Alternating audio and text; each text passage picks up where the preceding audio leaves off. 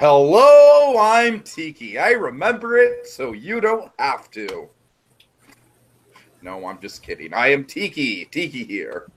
And Blue Dragon 5. And Santa Claus.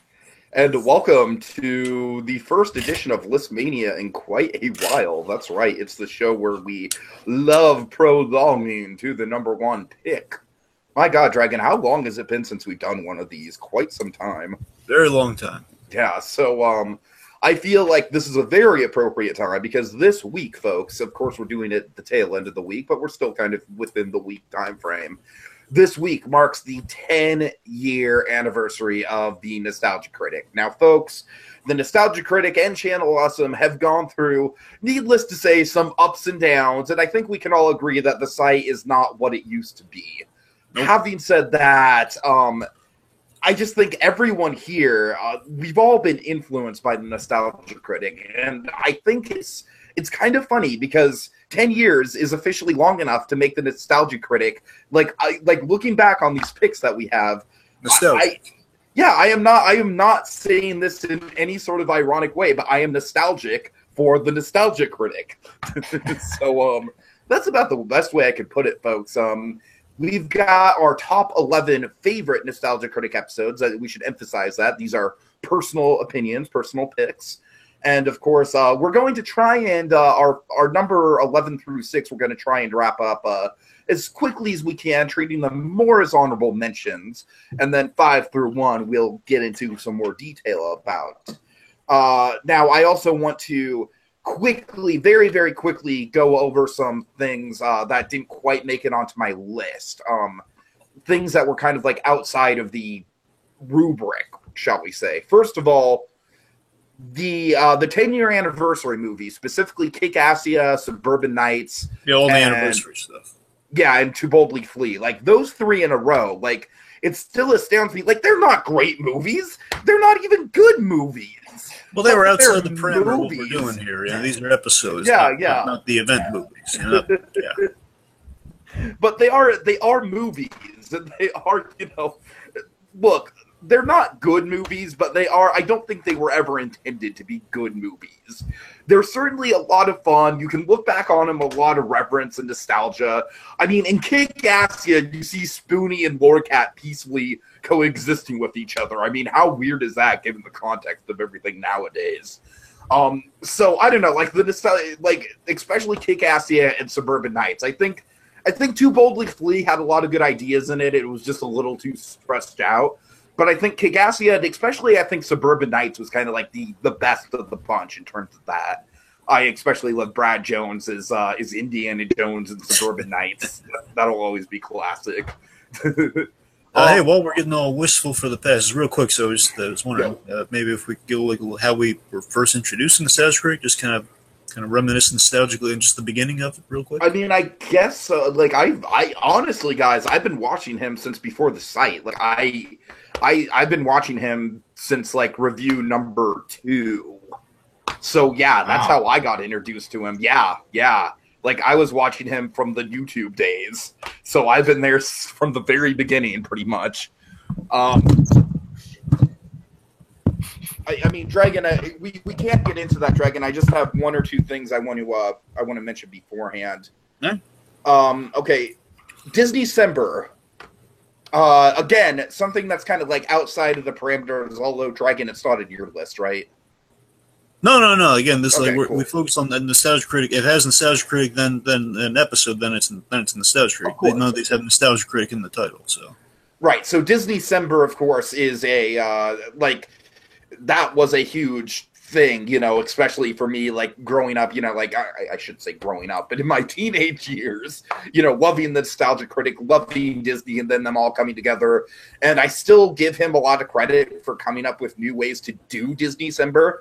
I hope at some point he does the theme park attractions. That'd be great to do like a whole month's worth of theme park attractions. But regardless, Disney-cember, a lot of fun.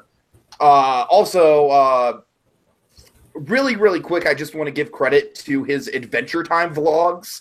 Not even the Avatar The Last Airbender vlogs, the Adventure Time vlogs in particular. Because I will say, without a shadow of a doubt, those Adventure Time vlogs were the genesis for Tiki's Universe, the cartoon vlog show we have on, so you want to be an Imagineer. And also, one quick last thing, Dragon, you don't have any Nickelodeon month stuff on here, do you? No, again, this all on Nostalgia Critic specific. Nickelodeon month is Nostalgia Critic. Oh, right. Sorry. I meant, yeah, I keep thinking of individually. I keep forgetting, like, we have, like, month groupings. Yeah, no, I just want to highlight Nickelodeon month because it's hard to pick out one of those individual episodes because he basically did an episode on all the genres. Like, he did an episode on Nicktoons. He did an episode on the sitcoms. He did an episode on the, on Snick, I think. Yes, that's the one. That's when you said Nicktoons. I was thinking Snick, and I was like, no, yeah, that wasn't like a separate month, but it was a whole. So all I can say about Nickelodeon month is that was like kind of the genesis for me to do Nicktoons movie month in the first early days of the channel, and that was like kind of the first thing that, for better or for worse, got attention on the channel, and it was all kind of history from there. So yeah. Okay, so yeah, obviously, as I said, I've been watching him since the very beginning. I'll get to the first review I saw of him in the countdown, but I guess really quick, Dragon Sandy Nostalgia for the critic. Sans. Really, I don't remember how I started watching him. I just found him on YouTube. I thought, wow, this guy's hilarious. Started binge watching a bunch of his stuff, and here I am. Don't really have much to say. I will say I do remember there was a period of time between when he was off of YouTube and then when he started That Guy with the Glasses, where I didn't know that guy with the glasses existed. And then I found out about That Guy with the Glasses, and I saw, like, oh my god, he's got Pokemon the first movie and Super Mario Brothers. Oh my god, this is awesome.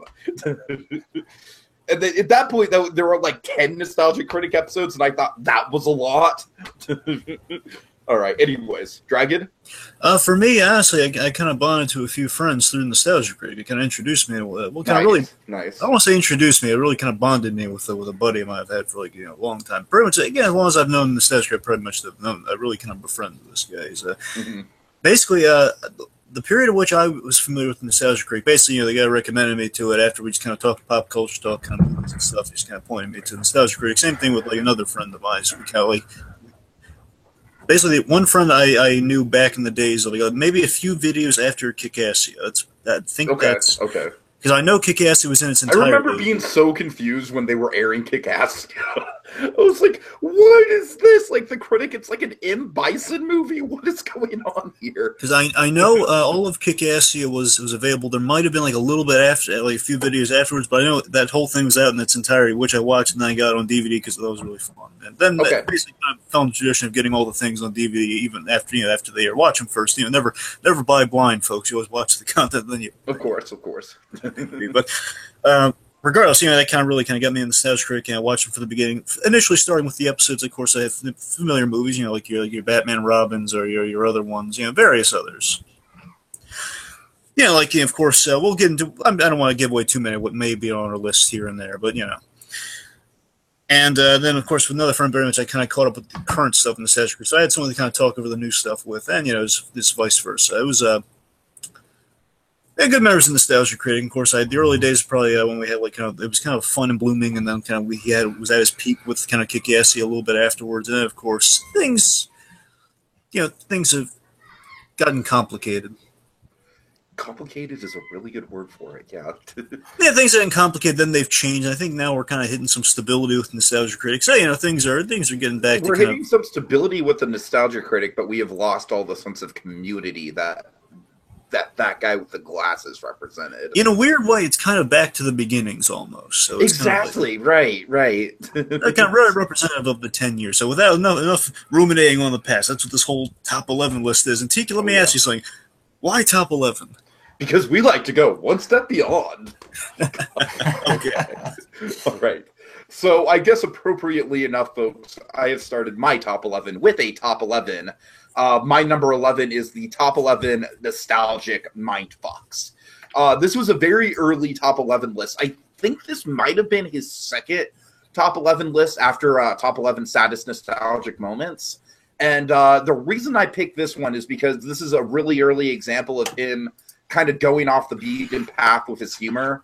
Like we had all the numbers in this countdown were like random objects, like number banana, number balloon. Tell me that was And I don't know, like it's not like, to be honest with you, I kind of top 11s are kind of hard to categorize. I knew I wanted at least one in there, and this was kind of an early one. I also really like the visuals and stuff, and just kind of the interludes and bumpers. But I don't know, this was just a really good mix of like freaky imagery, fun, nostalgic, reminiscing. Like I said, it's hard to narrow down. Like the top 11s are almost kind of like a genre unto themselves. It's kind of why I don't have any of the old versus new on here, because that's another thing where it doesn't even. Old versus new almost feels like a sideshow. Not in a bad way, just kind of like, it almost feels like a spin-off of The Critic. Anyways, with the top 11 nostalgic mindfucks, also I just really love the way he deconstructs the Willy Wonka tunnel scene. Oh yeah. Anyways, that's about it. Who wants to go next? Dragon. Okay. By the way, just to preface this a little bit, because I don't believe that looking at it, this isn't on any of our lists here. With my list, I really tried to avoid episodes where there was like one standout gag, so I wouldn't just like say, "Oh yeah, there's this episode, there's this one really great gag," So I tried to avoid. Well, gee, thanks, because you just spoiled about half my list. Awesome. Well, I'm just going over my list. So okay.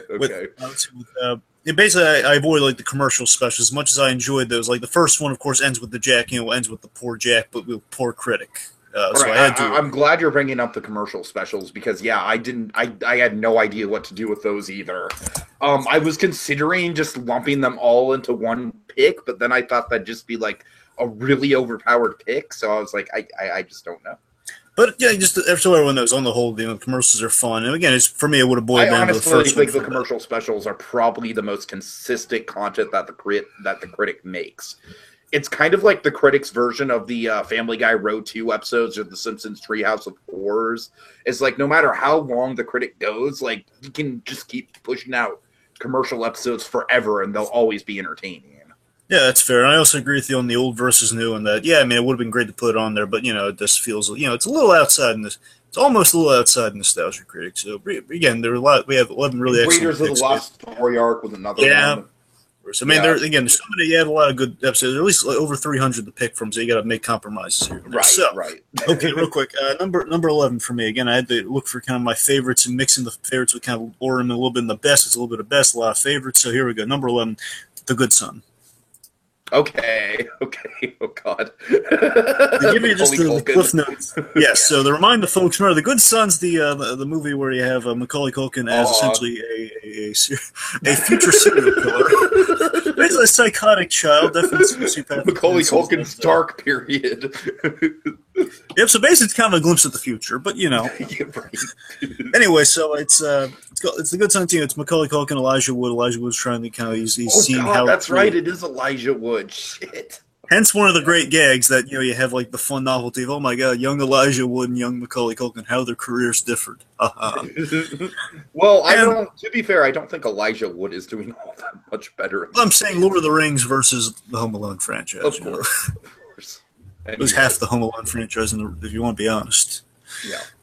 So just on the whole, it's impressively effective without Nostalgia Critic speak, and that's the main reason it's on here. I just love the notion of Nostalgia Critic. He can't speak, so he's holding up Wile E. Coyote, as he calls it himself. Wile E. Coyote kind of cue cards he's holding up. Basically say his introduction, his outro, and also throughout the thing, it's text on the screen. Yet it doesn't get boring. It works surprisingly, and it kind of adds to the comedy a little. Mm-hmm. And again, it's basically him without.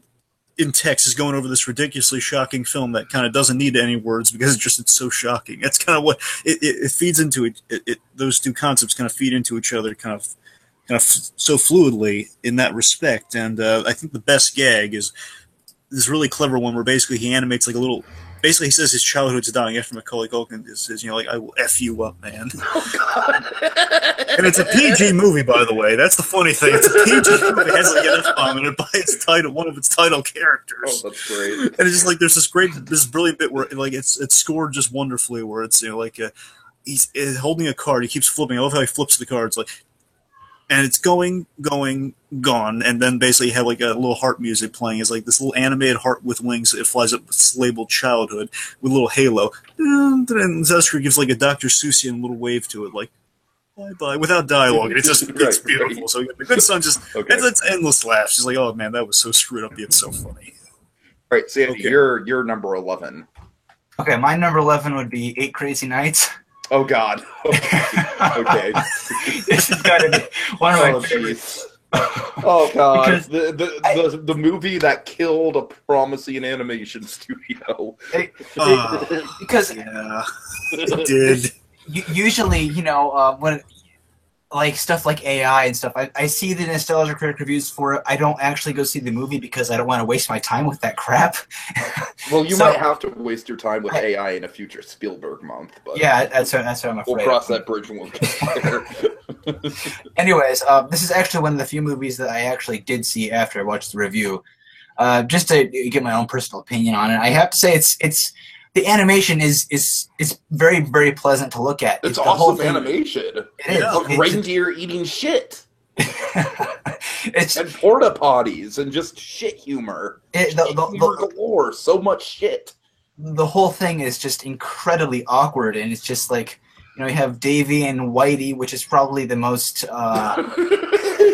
If you listen closely, you can hear Tony Facioli cry when you talk about 8 Crazy Nights. If you listen really close, you can hear like a single tear fall from Tony Facioli's eye. It's just the whole thing is just it's just messed up. It doesn't make sense. There's all the product placement and all the different mascots coming to life, and just how the stuff all just plays in. It's just I think he captured everything really well, and what I think the majority of the people who see it, what they think, and what kind of emotions they're feeling, what's going through their head. I think he represents that very, very well. Okay, my number 10 is Dragon's Lair. This is kind of like a niche pick for me, just because, honestly, one of the single most exciting moments in Nostalgia Critic is when Don Bluth came on screen, and and I just literally like freaked out. And so, yeah, I just have to have this on here as kind of like a salute to Doug being able to get Don freaking Bluth. I thought it was fake in the beginning. I thought it was just like him using like a DVD bonus feature and like keeping it, because he just was initially it was like he was just death glaring. I remember he didn't move at all. He was in different poses. I thought it was like using images at first, and I thought he was starting to talk. No, that can't be. He's using like a bonus feature, like how to draw with Don Bluth or something. He's just queuing up, and at the end we actually spoke to him. Oh my god, they actually got Don Bluth. I didn't buy it till the very end. So I mean, look, this review, it's like. It's not the most iconic or the most funny, but it's got Don freaking Bluth. And I just love how Bluth basically plays like a supervillain, like forcing the critic to play his games. I also love how this is like a big redemption for Bart's Nightmare. Of course, Bart's Nightmare, like the critic did a Let's Play about a year into his career. Which did not go well. No, it didn't go well at all. So this is a big, like, this is the critic reviewing a video game. And what? He bombed like a kamikaze. Oh, yeah. So this is the critic doing a review of a video game that actually goes over really well. And I've tried to play this damn game in arcades, and I can't. I just can't. I've tried. It's fucking impossible. So I completely understand the frustration. I also love the way that Rob is worked in this review. Rob is he's such a great sort of side presence in the Nostalgia Critic episodes in general. I'll get to him more later in later stuff. But anyways, especially the Lost World Jurassic Park. I have a lot to say about Rob in Lost World. But yeah, Dragon's Lair, like I said, it's not the most standout review the critic's ever done, but it's just really awesome that they got Don Bluth and that it's the critic reviewing a video game and it's not a terrible video. So yeah, awesome. Dragon's Lair. All right, Dragon. Speaking of Dragon. Yes, so my number 10, the Star Wars Holiday Special. Okay. Just that everyone know, we all pretty much know Star Wars High Special. All I remember about this review is how the critic makes the great point that we should be invested in the B. Arthur Cantina. Like, he makes an awesome argument that is by far the most investing storyline in the whole thing. The opening's great, where he's just running away, he's trying to get away from it. And there's again, Rob is the cameraman. He's done really so well here too. Where he's just like, he's like, yeah, I have to do this, aren't I? And the camera's nodding, he's so defeated, like, And then, of course, the ending, the Santa Christ of it all. I want to say the introduction of Santa Christ. I think it was. Yeah, I want to say it was. It's like if it's not the very, like, he might appear like a really short, like, little Christmas video he did. And if now not, Santa Christ is starring as a main character in a Brad Jones movie. Yep. Really? Yeah, he is. Yeah. Oh, good for Santa Jesus, Christ. bro. He's in that one. So he's the main character in that? I don't know if he's the main character, but I know he fixes into it. See, that's the thing. If it was a movie about Santa Christ, then I'd be fully invested. I'm pretty sure he's like a side character. Yeah, I can't guarantee he's a main player, but I mean, Santa Christ is awesome. He gives board games and DVD sets. What's not to love? Anyway, on the whole, everyone kind of knows, the Star Wars Holiday Special, the infamy of the holiday special. But on the whole, what kind of sticks out to me is that this is like the go-to holiday special review when you think Star Wars Holiday Special. It's the go-to, like, kind of, it covers everything really well. It really does cover everything in the special. In depth, it's still making it kind of light and funny. It's kind of like your average Joe's reaction to the Star Wars Holiday Special. Mm-hmm. And then, of course, being a Star Wars fan, like half of every average Joe, like, rarely you'll be pressed to find someone who's not a Star Wars fan. You're going to find like someone's like, oh my God, there's nothing like Star Wars. Like, Mark Hamill looks like a Ken doll for some reason. What's going on here? Right. And why do we have I love the design of animated Harrison Ford. Yeah, why do we have Harvey, the wonderful Harvey Korman dressed as the dressed as the stepmother from Cinderella, dressed as Lady Tremaine. Why? I ask you. But yeah, the holiday special says great going. The holiday special, yeah, it's a fun Christmas one to go to, and of course the Santa Christ ending kind of. Santa Christ. All right, Sandy, your number 10. Oh, my number 10 is the Phantom of the Opera. Okay. This is such a great one because it's a musical review. So they're pointing out the movie's flaws, the pros and cons in. Of course, this was done with shark jumping, which is honestly, guys, one of the last really great shows to come out of the Channel Awesome era, in my opinion. I think they're on a bit of a hiatus right now, but anyways, go ahead, Sandy. I honestly love whenever the critic sings because it's amazing. He actually has a legitimately really good voice. He does, and the whole thing with them just pointing out the pros and cons with the movie, especially with making fun of Gerard Butler and his singing. Singing themselves, I think it's hilarious, and I think it plays out wonderfully. I mean, even though they don't show any actual video footage from the films, or at least very little, it's still incredibly engaging. Mm. Yeah, that's gonna. We'll get into that. The whole transition from mostly using clips to mostly using skits. I'm sure that'll be an interesting talking point as we go through these picks. Oh, okay. My number 9, guys. This is what I was talking about with my first ever Nostalgia Critic episode. One of the very, very, very early ones. Oh boy! Cartoon All-Stars to the rescue. Marijuana, an unlawful substance used to produce artificial highs. Did Simon from Chipmunks just say marijuana? Why did Simon from Chipmunks just say marijuana? If that means that all the other Looney Tunes must know what drugs are. What's this? A joint? I love the timing on when after that line. I'm sorry, I don't mean just to interrupt. I'm saying when the minute he says that line, he slaps his head. Why does Bugs Bunny know what a joint is? It's like the timing.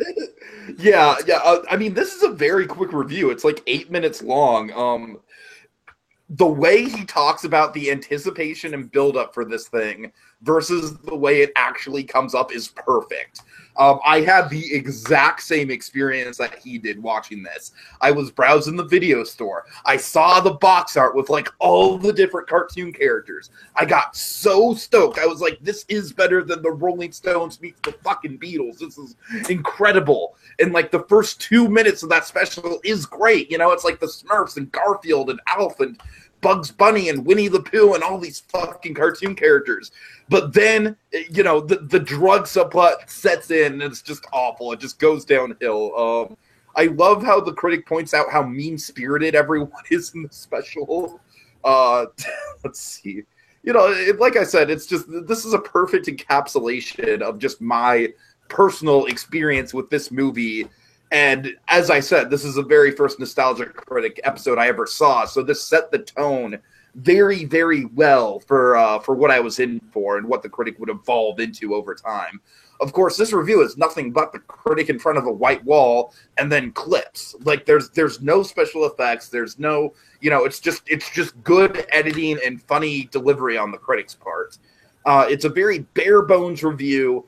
But it's just, like, I can still watch it today and chuckle at it. I can still show my, like, I show this, like, whenever Cartoon All-Stars gets brought up to my friends, instead of showing them the whole short, I'll just, like, pull up the 8-minute review by the critic, and it's basically everything you need to know about it.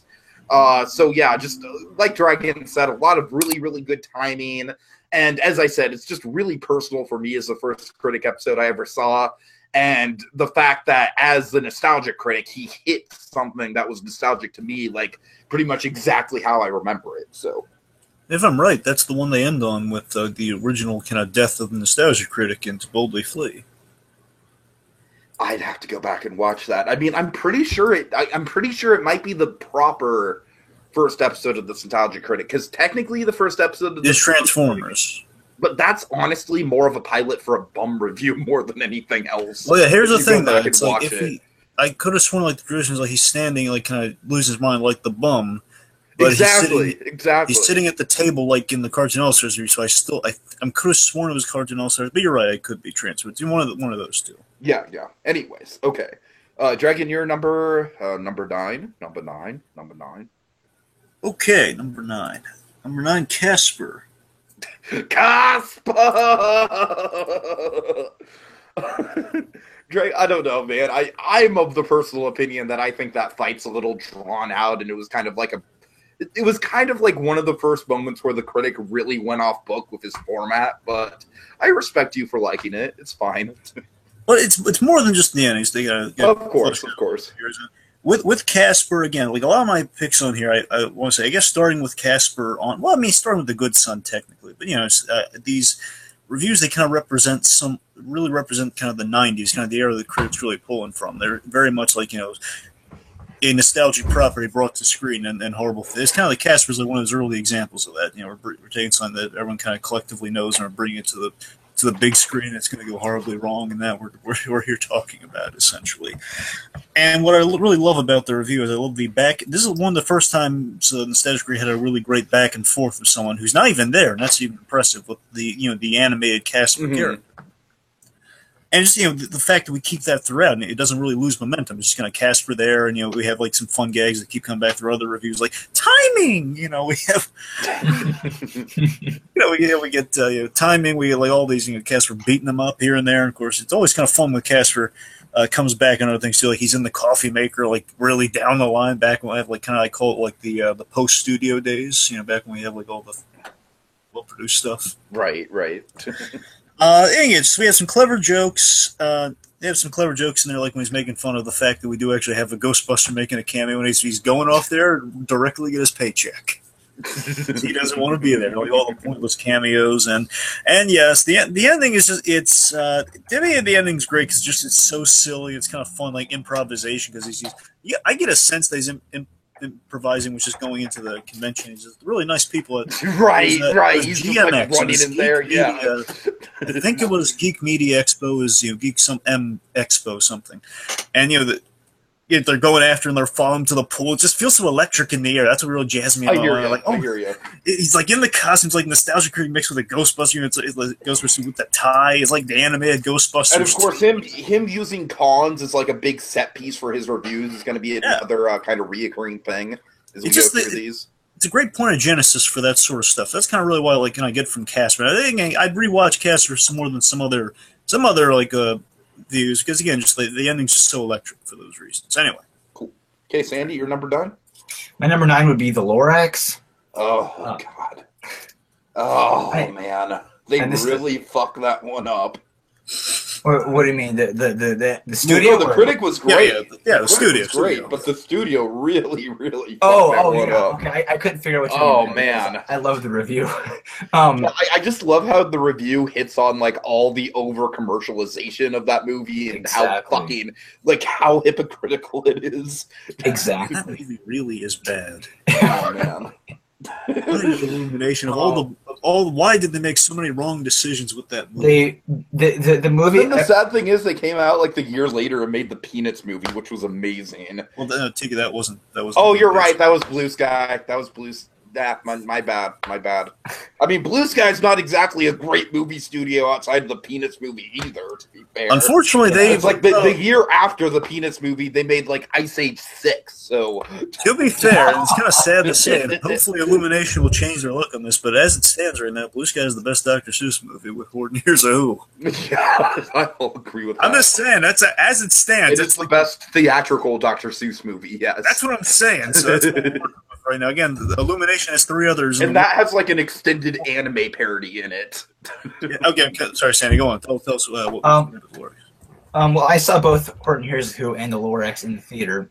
With the Lorax, personally, for me, it really lost me at the beginning, but once it got to the whole hipster one slur thing, it just sort of no, thank you. It's fucking ridiculous. And before the review, I had no idea that character actually had a fan base. It's just like I didn't either before that review. And then, of course, I think that was the first time we saw Hyper Fangirl. Wasn't this the first time? Yeah, I think so. thought it was like the Spider-Man thing was Hyper Fangirl, but okay. Oh, maybe, I don't know. I don't know. Maybe again, Sandy. It could just be she's dressed like Hyper Fangirl, and they reuse the costume when they actually make her Hyper Fangirl. There's a chance of that. That could be. I don't know. And she's been a lot of stuff, so it's hard to track down where her original. So many characters and so many first appearances. It's hard to keep track of them all. I know. Anyways, again, it's the same thing he brought up in the Cat in the Hat review, where it's basically just marketing and just the studio just wanted to make a quick buck and not completely ruining this Lorax, off of the goddamn Lorax. Not completely ruining the property, but just butchering it so badly that it's going to take a very long time to recover. Just watch the cartoon. The cartoon is everything we ever need out of the Lorax. Exactly. Unless. Mm-hmm. All right. I mean, of course, I think the original cartoon could have been made better, but what they did was. What? Well, I'm saying if they made it into a full movie, you know, I mean I think the original cartoon's pretty damn perfect myself, but that's just my opinion. Well, I know, but I'm saying updating it, and I think they had the same idea in mind, but their idea of updating is just no, adding hipsters and stuff like that. Exactly. What'd you think about the opening of the review with the Giving Tree gag? Oh God! Oh man, that was a dark gag. I know. Oh man, God! Oh boy, why are you doing this to me? Ah! Oh yeah, that's right. He chops down the tree to make posters for the Lorax, right? Oh yeah. So man. Cruel and unusual. Okay. Oh. All right. Well, Sandy, bouncing off of Hyper Fangirl, my number 8 is the character that prominently features. It's a review that prominently features that character.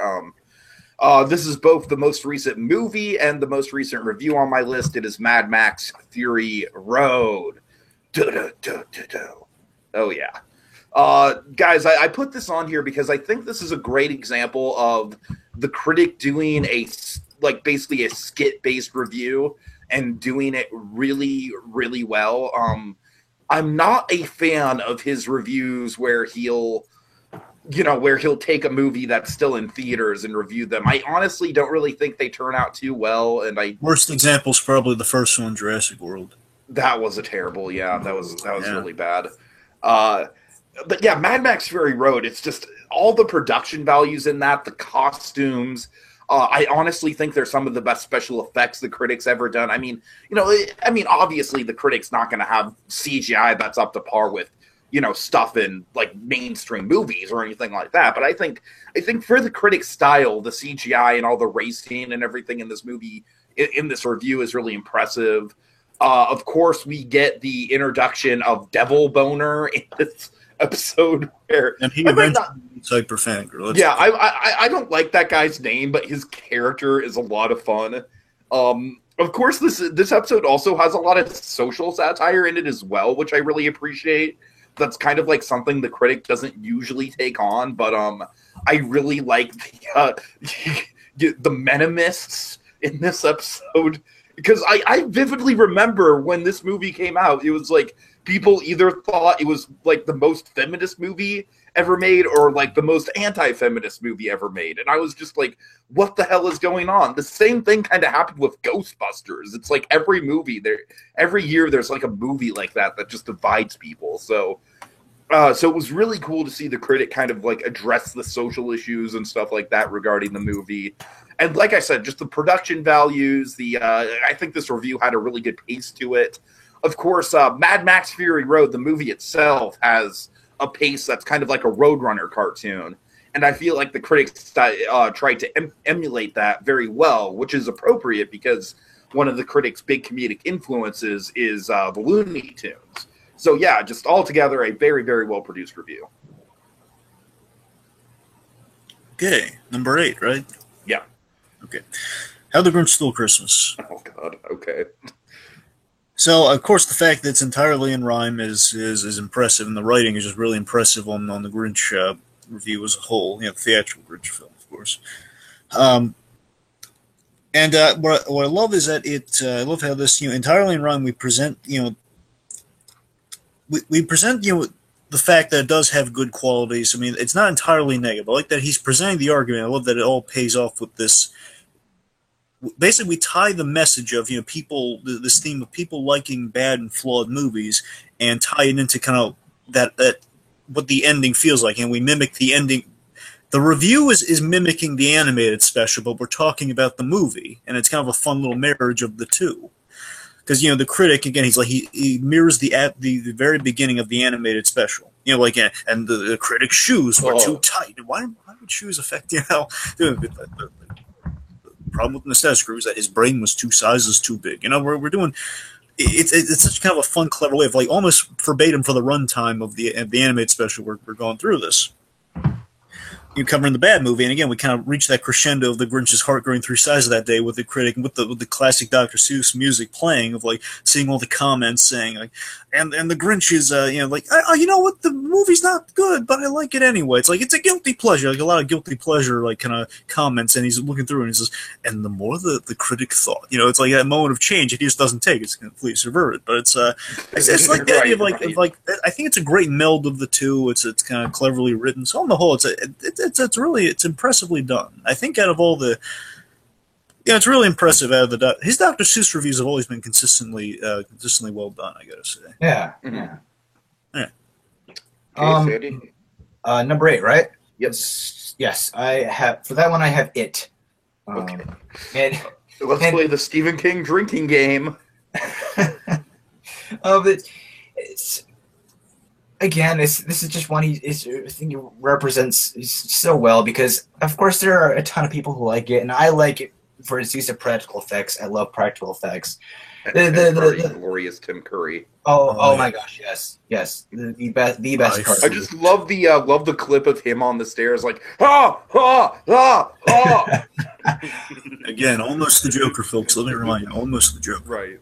And he makes it very clear that Tim Curry is like the most redeeming quality about it. A lot of the acting is very, very hokey. The acting from the adults especially is just most of the time just dead. again, it has its redeeming qualities, but it's just not very good. It's not very good, and I think that's obviously why I think a lot of people are so excited about the one that's coming out this year, right? Is it this year or next year? I think it's this year. Yeah, that's what I thought. Okay. Oh yeah, I still can't believe that trailer is like it broke some kind of record. I think it was like the most views in 24 hours or something like that. Yeah, they have some good kid actors in that movie. That I won't be watching in the theaters or anything, but I'm intrigued by like some. Monet's not in it, is he? That'd be a perfect movie for Monet. I'm sorry, Minetti. It's Minetti. You said Monet. I'm sorry, Minetti. I'm sorry. No. Minetti. I'm sure it's not Minetti, but they have. I'm sure it's not. Anyways, go on. I think it might be Monet. Let's let Sandy do talking. Sandy, go on, keep going. Anyways, regardless of all this, I honestly think the one coming out later this year, I think looks really good. I think that they look like they're gonna take a lot of the issues that the original had and fix them, make them better, make it a more. I'll tell you what doesn't look good that's coming out this year: The Dark Tower.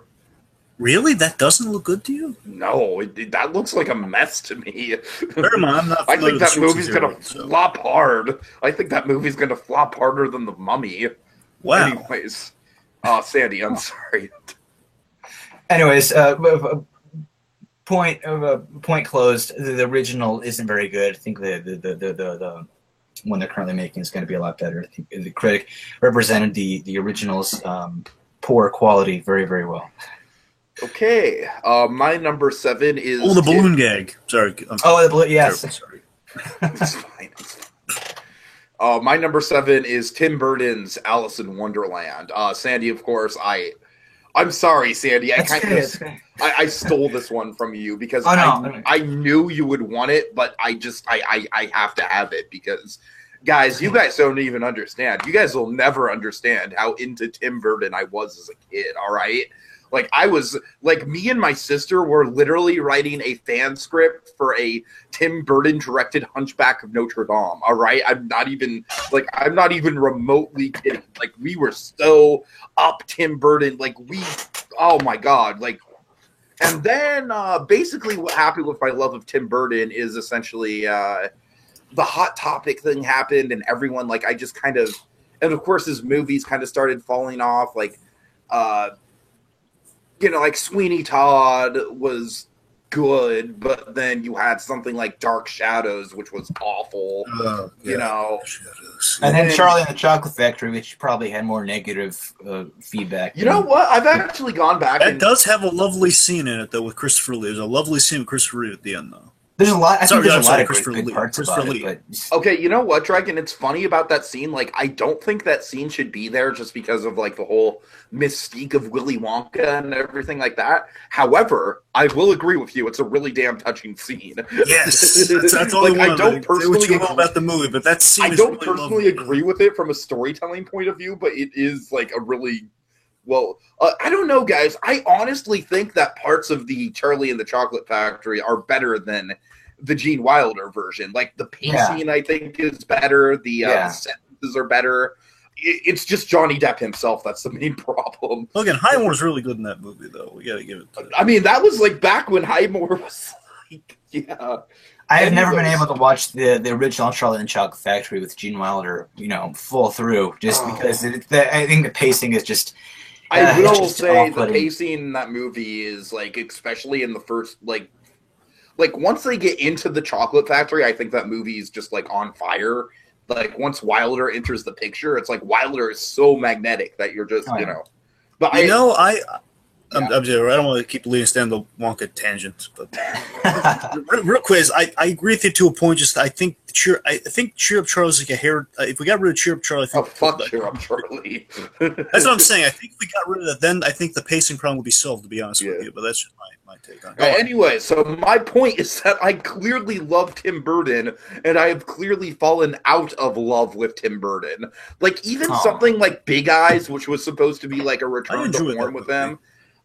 It was decent. It just wasn't anything near the level of something like Big Fish, Oh, Big Fish is so good. Big Fish is amazing. Anyways, so Tim Burton's Alice in Wonderland. Tim Burton's Alice in Wonderland is something that me and my sister were like absolutely dying to see back in that period of time when we were obsessed with Tim Burton. And I just vividly remember by the time the movie actually came out, it just felt like it felt so obligatory. You know what I mean? It felt like all the gears of Tim Burton's career have gotten him to this point. And of course, we've got Johnny Depp as the Mad Hatter. Of course, we have Helena Bonham Carter as the Red Queen. It's like, and so I just think this review just does a brilliant job. Like, the Burton Land setting is just awesome. It's one of the most interesting and visually captivating things that critics ever done, I think. And of course, I think Malcolm is kind of like the Mad Hatter type character, is one of the best performances Malcolm's ever given. And obviously the review is, it's a great, obviously it points out like all the things that are wrong with the Tim Burton Alice, but Sandy and I can both agree the moment that makes this review is the moment where it digs into Doug's personal childhood, and we see that corner of Doug's room with the Tim Burton shrine, because that just hits me right in the feels. That's like exactly what you go through. It was like Tim Burton used to be the man. You know what I mean? He was the guy. Oh my God! And he has just fallen so far to the point where it's like I don't like Miss Peregrine came out last year and literally like nobody cared. I didn't care. Back in the day, if this is in the 90s, you said Tim Burton's doing the X-Men. Oh my God! Exactly. Now it's just like, oh, Tim Burton's doing the X-Men. Oh. I tried to love Miss Peregrine, but I still haven't seen it. I tried so hard to want to see it and try to love it, but it just didn't happen. Yeah. I just gave it like a raised eyebrow of like, you know what, maybe 10 years earlier. Yeah. So yeah, obviously I just love the Alice in Wonderland review because it doesn't just do a great job of lampooning the movie. It does an awesome job of kind of like picking apart and dissecting an entire director's career. Amazing work in that regard. And just what he inspired to his audience. It's amazing. Okay, Dragon, you're number 7. Okay, my number 7. So this, to me, is, I would say, the most rewatchable of just the straight-up reviews. So just a straight-up review, Blank Check. Blank Check? I don't think I've ever actually seen this one. Okay, well, this is an early one. Okay. You sure you didn't? Let me get into a little bit here. So basically, this is the epitome of a 90s. I think in some of the early reviews that he did, if I hadn't actually seen the movie, I would skip the review. So that's... Oh, this is a truly horrible, cheesy 90s movie, Tiki. Oh, my God. Okay. I'm pretty sure essentially, this is a match... Well, this is a match made in heaven for the Nostalgia Critic. That's why it's on the list here, because it's like, this to me is like this is my go-to. If I'm just like saying, if I'm wistfully saying, you know what, aside from Kick-Ass, I want to watch a Nostalgia Critic. I don't want to like dedicate the time of watching Kick-Ass all over again. I just want a Nostalgia Critic review. Well, like off the top of my head, what am I thinking? I'm thinking Blank Check, because this one just kind of hits all the right notes in Nostalgia Critic, where it's we have like, again, it's hitting all the 90s tropes that Nostalgia Critic kind of feeds on very well. He's laying it out. Basically, he's laying out the review by going through like basically doing it. He's keeping track of the bland. He's saying, this movie is like the blandest white bread 90s movie you've ever seen, because it's got really cookie-cutter horrible pants. And my God, if you look at this movie, the parents are so horrible in this movie. They put the Turners to shame. Oh, man. Oh, God. Wow, that's fine. I'm saying this is like the human version of the Turners. And if you actually had real-life parents that were as close to being cartoonily bad as the Turners, that's what you get. But it's like a bland... It's like, what if the Turners weren't over the top? If the Turners were just as horrible and neglectful, but it was just bland, though. That's what these parents are. I think it was a different movie he referred to this to, but I think the same goes for this one, where it's just a paperclip on a rice cake. It's just so bland. And basically, he's going through like the poor logic choices left and right. We got some fun running gags, with kind of the breakdown of the blandness. It's like, hey, we need comic relief, where we have like this limo driver is driving around. It's like, hey, we give him like kind of a comedic sidekick who's not really that funny. And it's on the whole Tone Loc, the recurring Tone Loc gag, Tone Loc, whatever the guy's name. Remember he was the giant lizard in Fern Gully. Oh God. Okay. And basically he showed up in a few reviews, so he just kind of did voices here and there.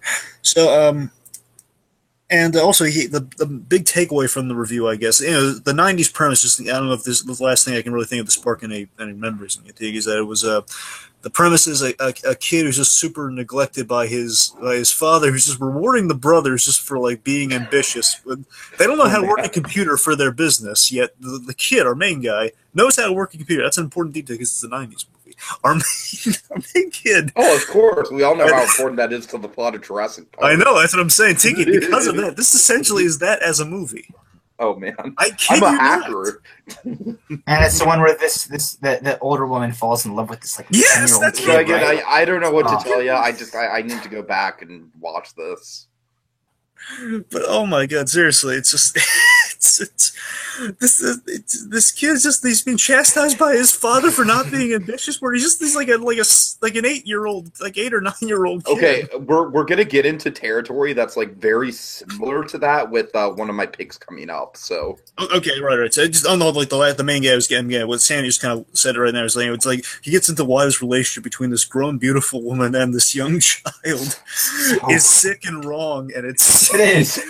It's like it's a climax in the review, and it's hilarious with the payoff. And this drug, it's Blank Check's like a go-to nostalgia group. I recommend everyone. If you just want like the classic, nostalgia group down the desk, just kind of going over cuts to the movie clips. This is like the one to go to. Blank Check, everyone. Like if you want just a '90s movie in the nostalgia group, Blank Check. Okay. Nice.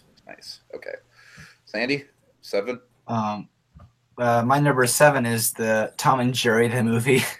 Oh God! We've got to have money. I so vividly remember the first time I saw this piece of shit. I was over at a neighbor's house. Like it was like one of my mom's friends or something, and like we would watch movies like very like I vividly remember this house had like a big case of VHSs. I vividly remember they had the 1989 Batman, and that's the first time I saw the bat symbol was there. And we'd watch Disney movies all the time, but then one time it was like, hey, we have a new movie. We have the Tommy and Jerry movie because they have like 2 little kids there too. That were the one time Richard Kind let us down. And and I remember just being so stoked, like they made a Tom and Jerry movie. Because that was like back at that. There is an age where it's like IPs are actually like really exciting to see turned into movies, and now it's just like child. You watched it, right? Oh man, I remember Josie and the Pussycats. I was excited for. And now we're seeing him on Riverdale. Dragon, you know that Red Letter Media quote. I know what that is. That was basically me. I had no idea until Nostalgia Critic. I know what that is. Until Nostalgia Critic, I had no idea it was released theatrically. I thought it was like one of the direct-to-video things, but oh god, makes it even more disappointing. Anyways, so oh god, I'm sorry. I'm going on a huge tangent and just hijacking Sandy's thing. I apologize, Sandy. Oh yeah, oh my god, he got me too. I thought Stinkies all of a sudden. Sandy, please go on. No, it's just really quick. It's just the moment when Tom and Jerry started talking, I was like, that's over. It's over. Fuck this movie. Like as a 5-year-old kid, I was like, fuck this movie. Sandy, go ahead. I'm terrible. And it's like they have all these different storylines, like a little girl and her Indiana Jones father, and it's like, oh my god, this old guy who's like perving up on this little ice cream cart. He's like, yes, the ice cream cart guy. It's my favorite gag in that review. It is. I don't know. This whole thing. The movie. It speaks for itself, and you see it, and you already know because like you said before, just the fact that these characters are talking and they get along for about 98% of the movie. It doesn't work, and he makes that very clear. Yeah, not only do they talk, but they don't have any conflict. Exactly. Oh, and he even pointed out, how big a Tom and Jerry fan he is. I mean, I am too. I love the old Looney Tunes and Tom and Jerry cartoons. They're amazing. So I think it's just real, spit in the face Uh, to fans. he's done I think he's done more than one editorial about Tom and Jerry. Yeah, he did the ending of Tom and Jerry. Did Tom and Jerry commit suicide? Yeah, then I think he's also done episodes just the comedic brilliance of Tom and Jerry or something like that. He really respects Tom and Jerry. Yeah. Yeah, it's not a popular view, but I kind of like to have some reverence for the ones where they actually team up. They're saving the baby, the irresponsible baby. Those types of episodes. Oh God, Dragon! I swear to God, I was about to go through the TV and strangle you because I thought you were about to say you had reverence for the movie. No, it's the ones where they have to team up for some reason. Usually it's hey, there's this irresponsible mother or a babysitter who abandons a baby and the baby's run through town. They have to team I up like that, but there's still genuine conflict in there. It's kind of an odd couple type thing with those shorts. Yeah, there is always conflict when it comes to the original Tom and Jerry cartoons. Yeah. I mean, the timing is just brilliant. It's amazing. So I have to say, you quoted it, but I think the whole we've got to have money. I think that was almost kind of a good solid replacement for of course. As sort of the go-to evil person. Yeah, exactly. Evil person meme. And I'm sure he used that video clip in the Lorax, or just whenever you have some big. Oh, I'm sure he used it in the Lorax. Trying to milk something. We've got to have money. That's the thing, was a missed opportunity. He never used that creepy ice cream cart gag again. It was only that one. It never came back. That makes me laugh. I will go back and watch that entire review just for that one gag. Okay, so we're on our number 6 here. Oh my God. Oh, my number 6 is We're Back, A Dinosaur Story. Oh, sweet Lord, what a movie this is. Oh, man. Guys, I just have so much vivid memories of watching this movie as a little kid and it messing me up, especially once it got to the circus. Once it gets to the circus, that is straight up some of the darkest shit in any animated movie meant for kids, I think. Of course, I love how Doug kind of puts the disclaimer at the start of this review, if you don't like Hunter S. Thompson, you'll probably hate this review. I was one of those guys, to be honest.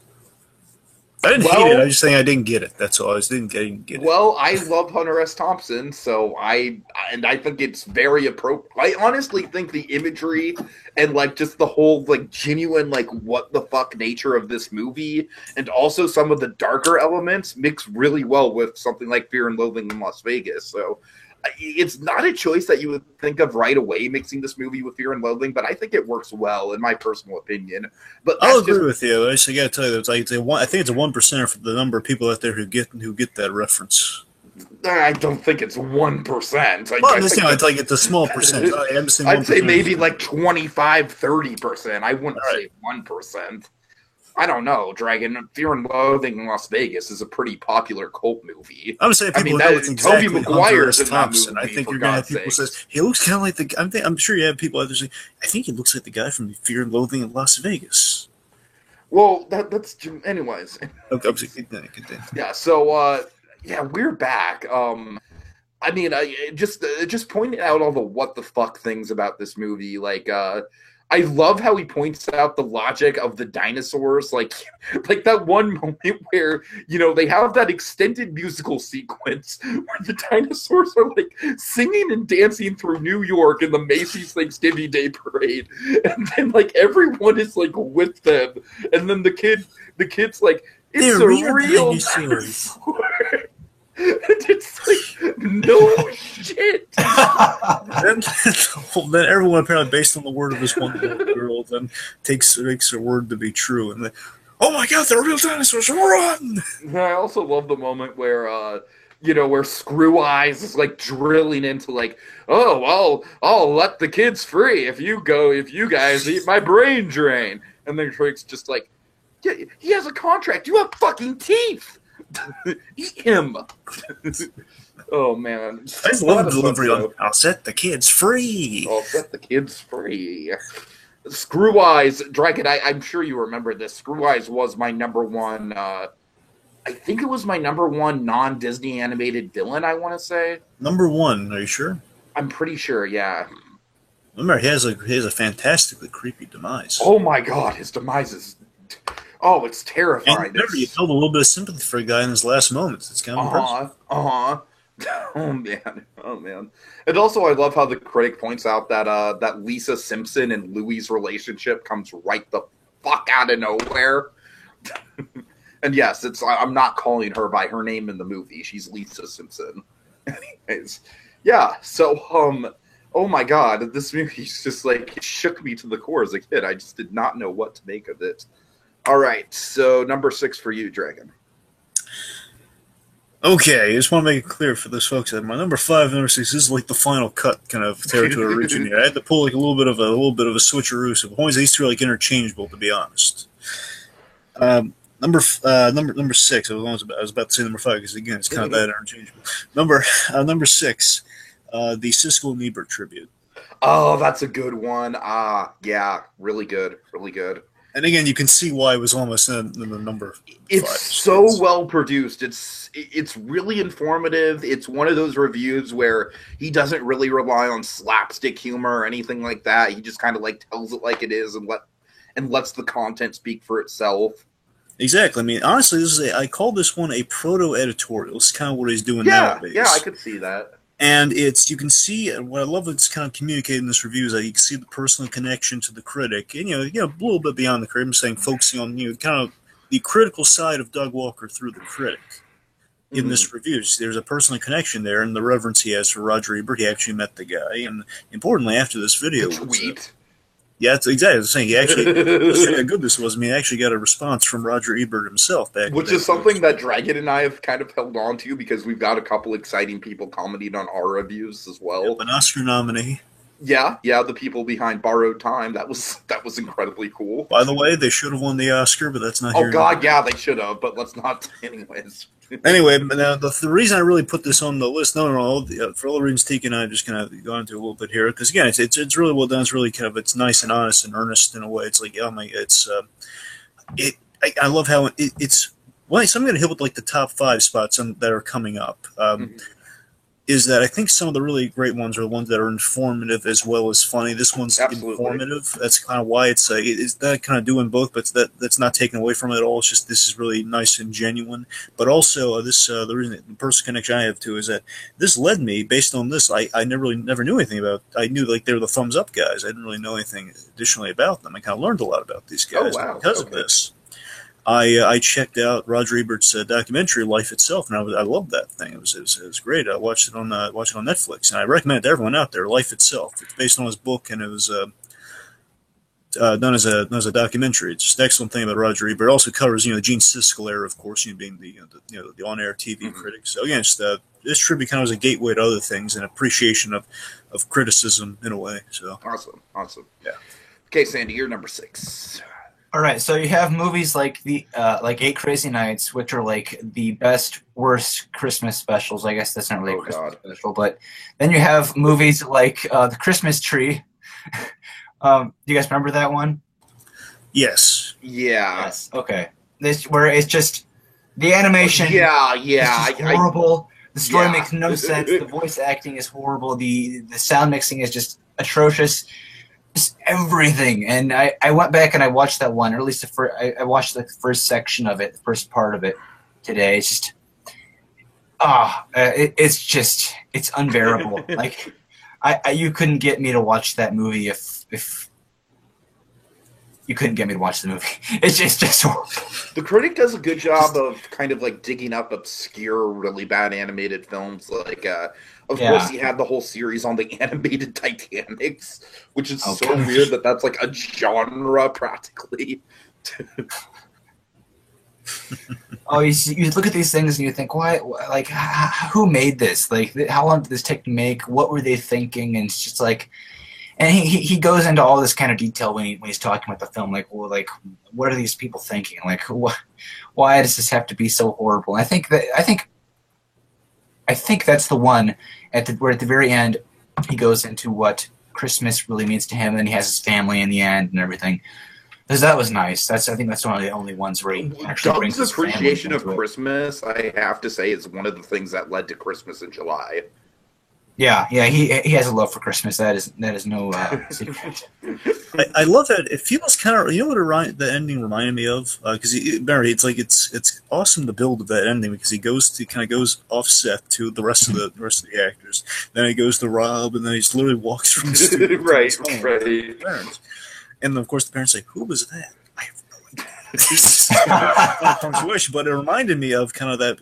This bit from early Freakazoid with Candlejack, and it was like, you know, he just kind of breaks and goes into Jerry Lewis mode, where he's just like kind of like this. It's telethon Jerry Lewis. He goes into serious telethon Jerry Lewis. Says, I just want to take a moment to thank all the people here. Look, we have Ed Asner here. You know, Ed Asner and Joe Leahy. So it's like it's hilarious, and then it goes back into like being tied up in the scenes. It's kind of one of those things where you break that. Everyone's a little uncomfortable as the rest of them are. Like Malcolm's kind of caught off the cuff. Like I didn't really have a movie quote prepared, but you know, hey, good seasonal tidings. It's.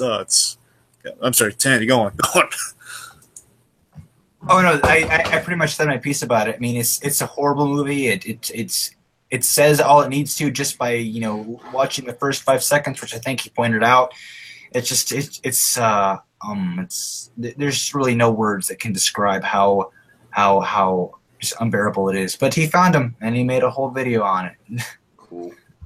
All right, so now we're getting to the top 5. My number 5 is, I hate that this exists. The Secret of NIMH 2, Timmy to the Rescue. Oh, God damn it. Okay, look. Fievel Goes West is an awesome Don Bluth sequel. It is. It's an amazing Don Bluth sequel. I would argue that Fievel Goes West, even though Don Bluth didn't have anything to do with it, is even better than An American Tail. I'll vouch for that. And you know what? The Land Before Time, yeah, it's got a million sequels to it, but the second one isn't that bad. Like, the second one introduced Chomper. It's, you know, it's got some fun villains. It's, you know, it's not that bad. Oh, The Secret of NIMH 2. Something just shouldn't have sequels. Oh, now, Dragon, what you were talking about with bad parenting absolutely applies to The Secret of NIMH 2, because I love how the critic just dives into detail about... Because the Nostalgia Critic loves Mrs. Brisby. Of course. Well, yeah, I mean, obviously, Mrs. Brisby being like a fucking, like, look, there she is, okay? You happy? Yeah, fuck that movie. I'm getting riled up. What I'm talking about with the parenting, Dragon, is the whole, like, basically, the critic goes into great detail about how the plot of this movie is kind of like a self-fulfilling prophecy where, you know, like, all these people put Timmy up on this goddamn pedestal, like, you're gonna be the next Jonathan Brisby, it's in the prophecy, you're great, you're awesome, you're incredible, Timmy. And everyone's just like, you know, like, we don't know what you're supposed to do, but you better do it. And you know, he goes to the town to train, and they literally have like a fucking welcome parade. And then what does that do? That creates animosity with his brother that leads him to become a villain. And then Timmy defeats the villain, and they all fucking celebrate him.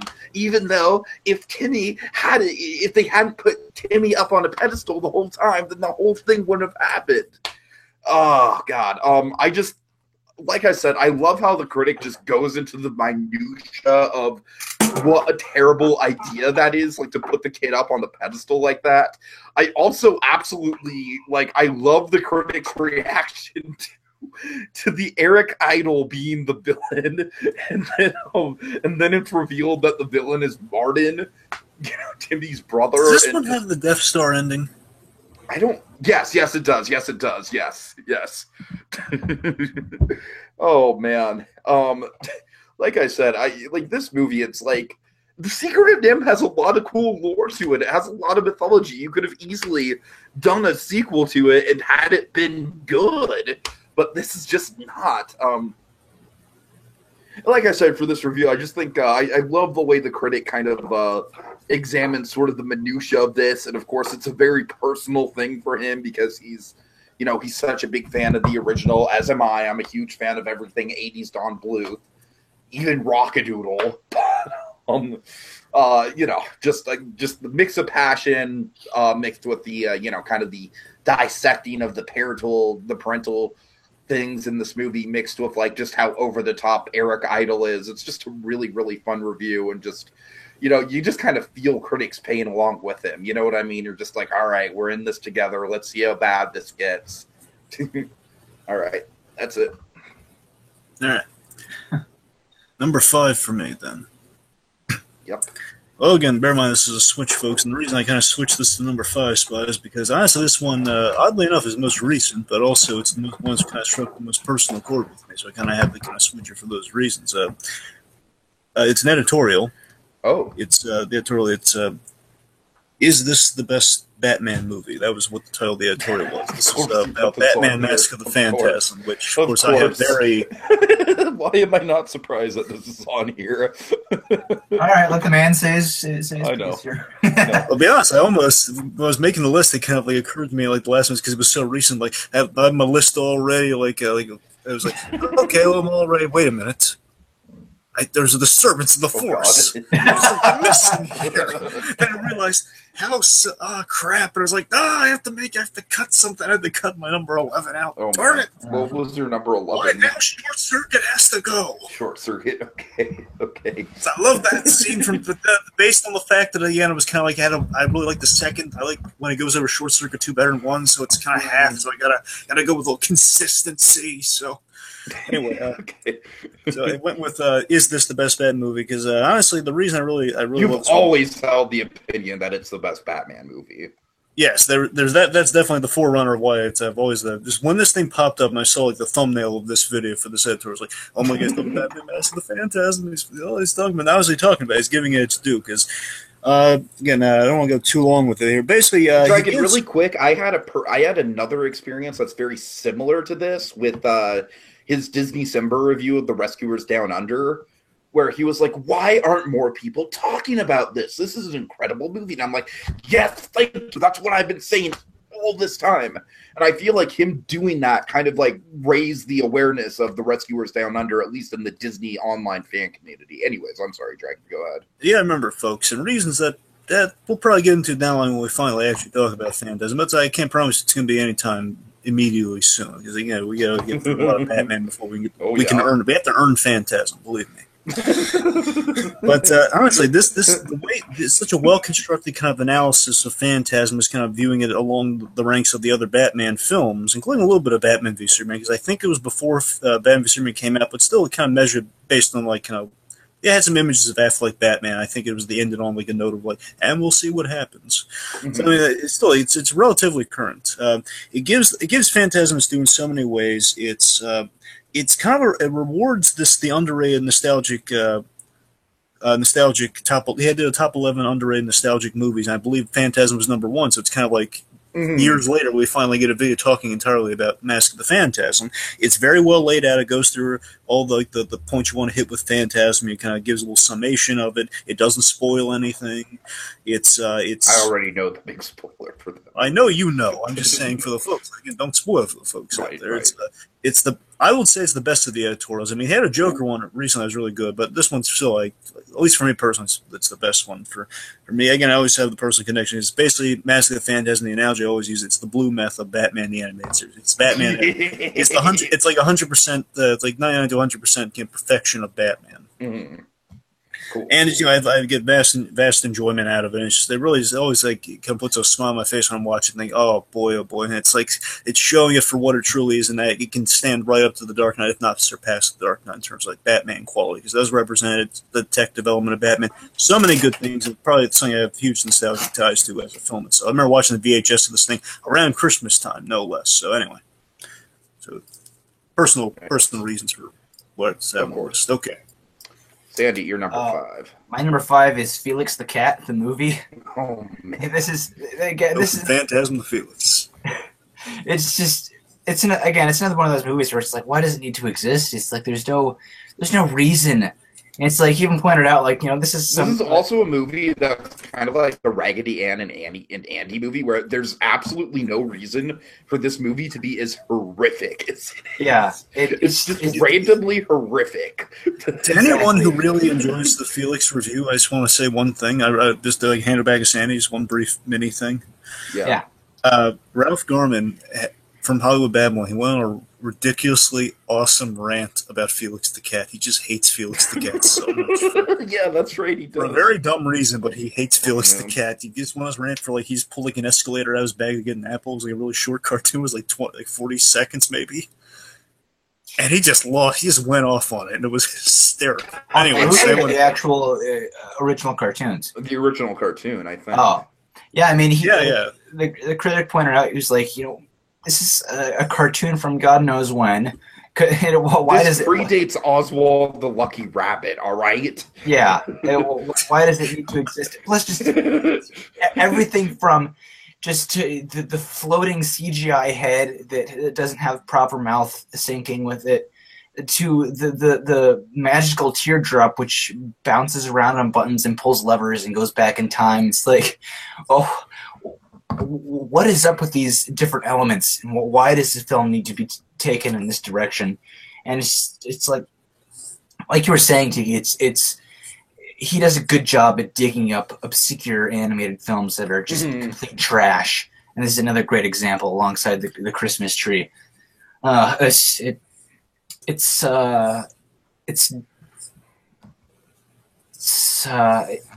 Felix the Cat, the movie. That's what it is. Yeah. And it's trash. All right.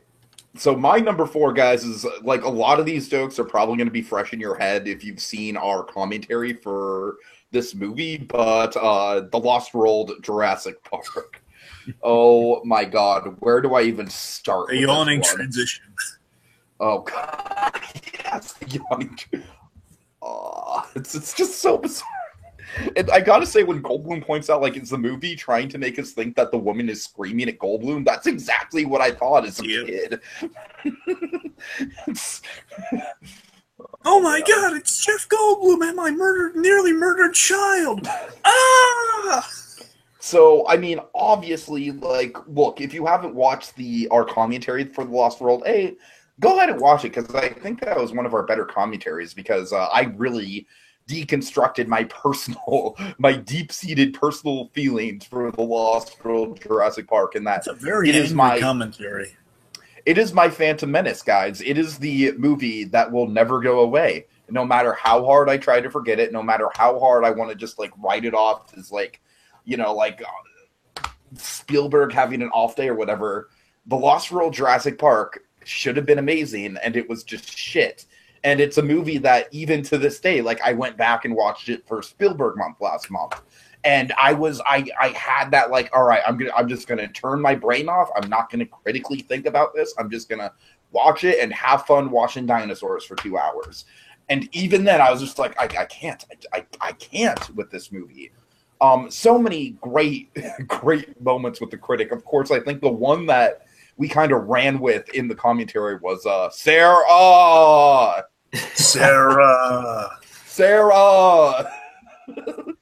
Of course, I think Rob Walker's Jeff Goldblum impression thing is one of Rob's shining bits. I love that bit.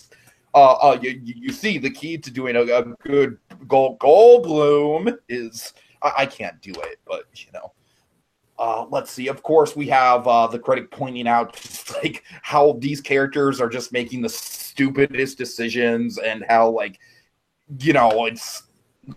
I don't know. There's just so many things. There's so many jokes in it. Of course, just the T-Rex. Yeah, the T-Rex. Of course, the doughy guy thing. Doughy guy. Wait, remind me, did he call him Doughy Guy in the review, and that's why you kept calling him Doughy Guy? Yes. That's why Yeah, that's why I kept calling him Doughy Guy. That's right. That's right. He told us that. Yeah. You were so bad. He was the best actor in that movie. Yeah. But Richard Schier. Anyway, keep going. Yeah. So, one of the bits in particular I love about this review is, like, where he's like, you know what? Let's play a game called Try to Be Invested. Just go and listen to some of this dialogue and act like you give a shit. And then it just plays a scene from, like, early on in the movie where, like, Goldblum is like, I can send you a letter from home. And then, Julianne Moore, it's like they're all talking over each other. It's just like, shut up. That is by far the worst part of that movie is the characters. And of course, we have the deconstruction of Kelly's gymnastics scene. Yeah. I love the comic timing on the Raptor where it's like, "Hey, you what?" Yes. And it was a hard call between this and Jurassic Park 3. I just think this has more funny moments all the way through. But I have to say, guys, my all-time favorite Nostalgia Critic joke might be the talking raptor from the Jurassic Park 3 review. The whole where the critic's like running around like, "Hey critic, there's something wrong with my stomach. Can you take a look at it?" "Oh sure." "Alan!" like the raptor's like a bee, like, "Alan!" Like, the raptor just keeps popping up from all these like weird, obscure locations. He like, comes out of his drink. He comes out of like "Alan!" Okay, but yeah, The Lost World, just again a very, very, very personal, disappointing movie for me that the critic just deconstructed perfectly. All right, Dragon. All right, number 4, Cat in the Hat. Oh God. All right. So again, oddly enough, I think all the Dr. Seuss ones are on our list. Oh boy. So this is the right way to me with Nostalgia Critic, especially where he's kind of at nowadays. And yeah, I think we're on the mend now, but I'm saying for a while we had a problem where we were trying to incorporate subplots and they were feeling very non-organic. They were feeling very tacked on. They're getting in the way of the main review. Cat in the Hat, on the other hand, though, I think this is early on in that process. This is the right way to incorporate a subplot. Again, this is in I call it the post-studio upgrade era of Nostalgia Critic. So now we have more resources. You know, he's got Malcolm and he's got Rachel. We have Rachel as, and we have I don't know if this is like the first one, but it's like an early one with the devil character and the devil's daughter. Who's obsessed with My Little Pony. The review for Devil might have been the first appearance of the Devil. But. Okay, well, this I like how we kept those. Those are some of my favorite characters that they became. And I like when these guys came back, and let's just say, we have a lot of fun little gags in here. But again, those two are, I think, really characters. My favorite Malcolm character, I think, is I love this really cool version of the Devil. Honestly, I think he's one of my favorite characters that Malcolm Ray plays. And we also get not only do we get Peter Solis here is played by Orlando, Malachite from Suburban Nights, for those maybe with the Matrix looking guy, and also we get the chart guys. They're called here analysts. Chart guys are great. They're a great reoccurring gag. And I tell you, if the list were like extended to maybe like 15, I might have included the Suicide Squad. The Suicide Squad review, because that to me is what you're saying. The Suicide Squad review was a pretty damn good review. See, Tiki, to me, that's the version that would be my Mad Max, the Mad Max Fury Road. That would be my example. Like that's probably much. I think the best I've ever enjoyed. One of the ones where I love how they work in the Flash cameo. Yeah. Hello. I mean, for me, it's like the chart guy. Getting back to the point is like the chart guy has. Can I just make one quick diversion? Because you mentioned reoccurring gags, and there's one I forgot from The Lost World. He has that great gag about like, and who is the villain? Mad. And then we have this great newsreel thing, which I wish the critic would do more, where it's like, yes, Mad. Mad is the most evil thing in the world. It kills puppies, and just all this exaggerated shit. Yeah. All right, I'm sorry, Dragon. Go on. Well, with the chart guys, the chart guys in Suicide Squad, the reason they go on that tangent is because I love the gag with he's directly kind of talking to camera and says, "Who's the one who keeps making like the big ring of trash in the sky plot? They've got to stuff like a beam in the sky, destroying the world plot." Is it you? He just points there. We just love Rob Walker's priceless in this moment, just looking around like, "What me?" He's like talking directly to him, and he blames him for the chart, and he excuses himself, and he's like very loving. Let's say as he fetishizes the openings. It's like he has the portal, Avengers, Fan Force Stick, Ghostbusters. Oh, only you understand my needs. And then, of course, the reaction. The point is, we go those places with chart guys, and it kind of starts. If it doesn't start, I want to say this is the origin of the chart guys. I want to say. regardless, like the chart guy's funny because we keep going back to, we have Malcolm, we have. By the way, I love how he calls him White Chart Guy when we get to the Suicide Squad thing. We actually develop more. They go from analysts to chart guys to you, White Chart Guy. Okay. But we have he says, if you look at the chart, because they keep trying. No, I don't care about the chart. But if you look at the chart, they're obsessed with charts and just ruining the cat in the hat. That's what these guys they live for. Just like they represent executives so well. And again, the chart guys are back for a reason because they're really good. And we get to see the seeds of that here. Mm-hmm. I love that this, and you really get a sense of this with Nostalgia Creek. And I think with a lot of people, this really settles a personal score of the book versus the movie with Cat in the Hat. It settles that score of it addresses something that we don't really consider. We're focused on the immediate hatred of the movie. We never really consider the lasting damage that this thing could do to children. I really love that. That's the reason it's really high up here on the list, because this does something Nostalgia Creek sometimes attempts and not always is successful at. But here's the best example for me, and the reason why this trumps The Grinch is that while we do have a hilarious act break where it's the piñata gag, or easy like Sunday morning, the Rex, the cat, and the balls, and he leaves very Gone with the Wind type style. He walks out to the middle and sees, the girl calls him and says, "Critic, where are you? Are you coming back?" "I don't know, girl. What joke could I possibly come up with? I just saw a cat, hitting the balls, and he was wearing a dress and a swing set, and there was a unicorn." "Yes, there was a unicorn." And he says, "Well, if my dad finds out that you left, he's going to kill you." "Yeah, I'll be back." And there was such great heartwarming kind of niceties in the episode. There was some genuine heart to it. And at the ending is the part of the message here, is that the message is the reason it's so high on my list here, is that the message is really kind of the nostalgia. It has some music behind it. Some people could look at it as, oh, it's a little cheesy with the music, but no, it's not cheesy. It's a really nice message to the people out there saying, you know what?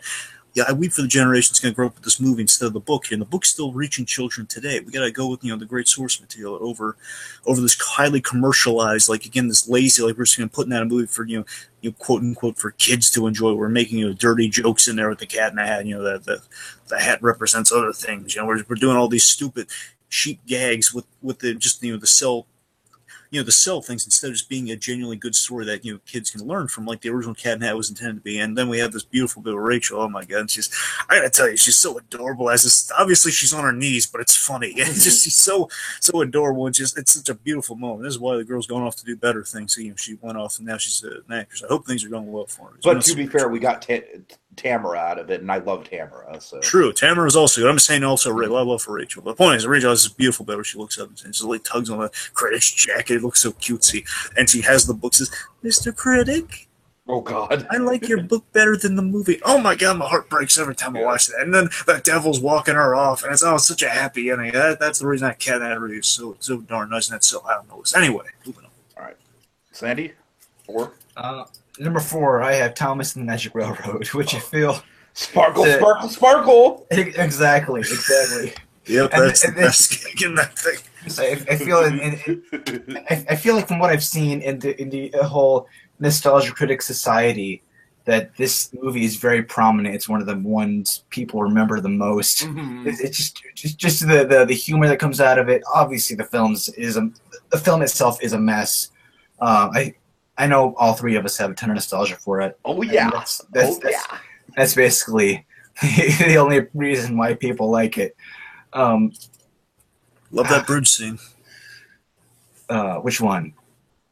He has to cut the line on the cable. The diesel's hanging him over. I go nuts for that scene, man. I love that scene. Oh man, I think my favorite.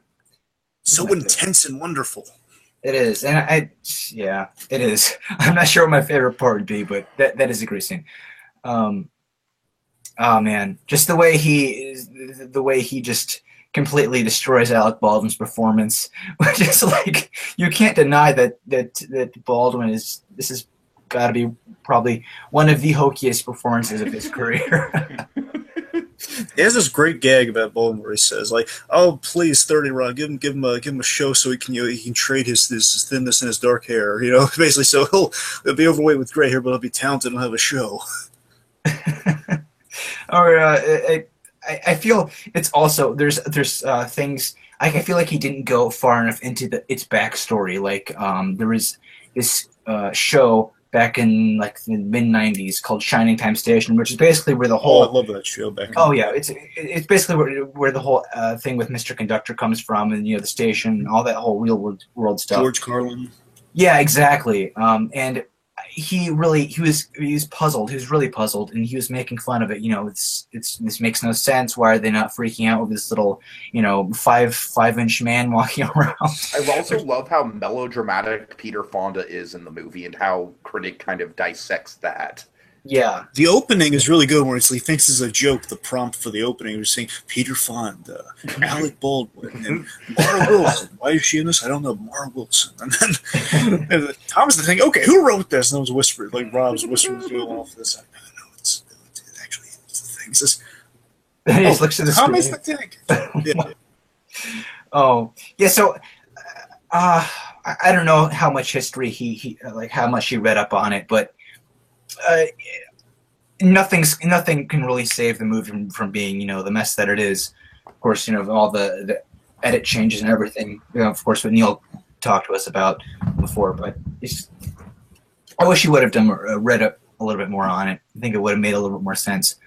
But again, this I feel because there are many reviews of the film online. I think he just hits the nail right on the head better than any of them, and does it in a very entertaining way, obviously, because he's a nostalgia critic. Anyways, that's it. Fuck yeah, sparkle, sparkle, sparkle. Which walks up, sparkle, sparkle, sparkle. Yeah. Remember, he makes a phone call. He says the ending on sparkle, sparkle, sparkle. Okay, guys, I'm actually kind of going to do a little bit of a switcheroo myself. Basically, my number 2 is going to stay the same, but I'm going to switch around my number 3 and my number 1. Say what? Because even though my number 1, what used to be my number 1, is more personal to me, I just think my number 3 just has way more production values and way more to talk about. So I'm just going to talk about my number. Let's just say this is like the one that, like, it's not the best one, but it might be my favorite, but I'm not going to put it at number 1 just because I don't think it earns that.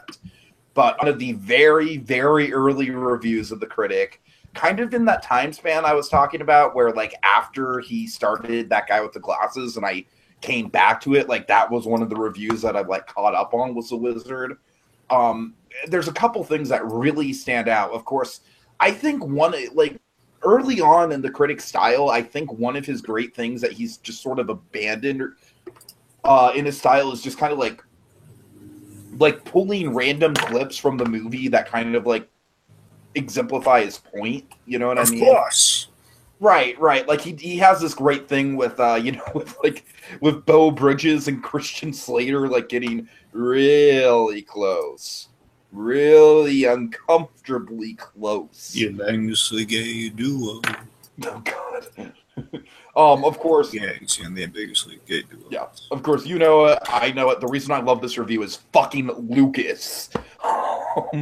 I just love the way that The Critic just perfectly hypes up this kid, because Lucas is like the writers of the movie try so hard to make him awesome that they fail, and he's not awesome, but he's so lame that it kind of loops back around to being awesome again. I mean, Lucas is just such an enigma. Of course, I love the editing on the Power Glove scene where it's like he's playing Road Rash, and like Doug's just like, oh, Lucas, oh no, you wouldn't dare. It's just like so over the top. And of course, the iconic line, "I love the Power Glove, it's so bad." Which does make its way into Suburban Nights. Yes. I honestly think if they ever did a Super Smash Brothers, like, the Power Glove should essentially be the Infinity Gauntlet. There's always something just so cool about kind of a gauntlet. Everyone loves a gauntlet. I've always wanted Syndrome's gauntlets. Those look great. I know, the 0 point energy is so cool.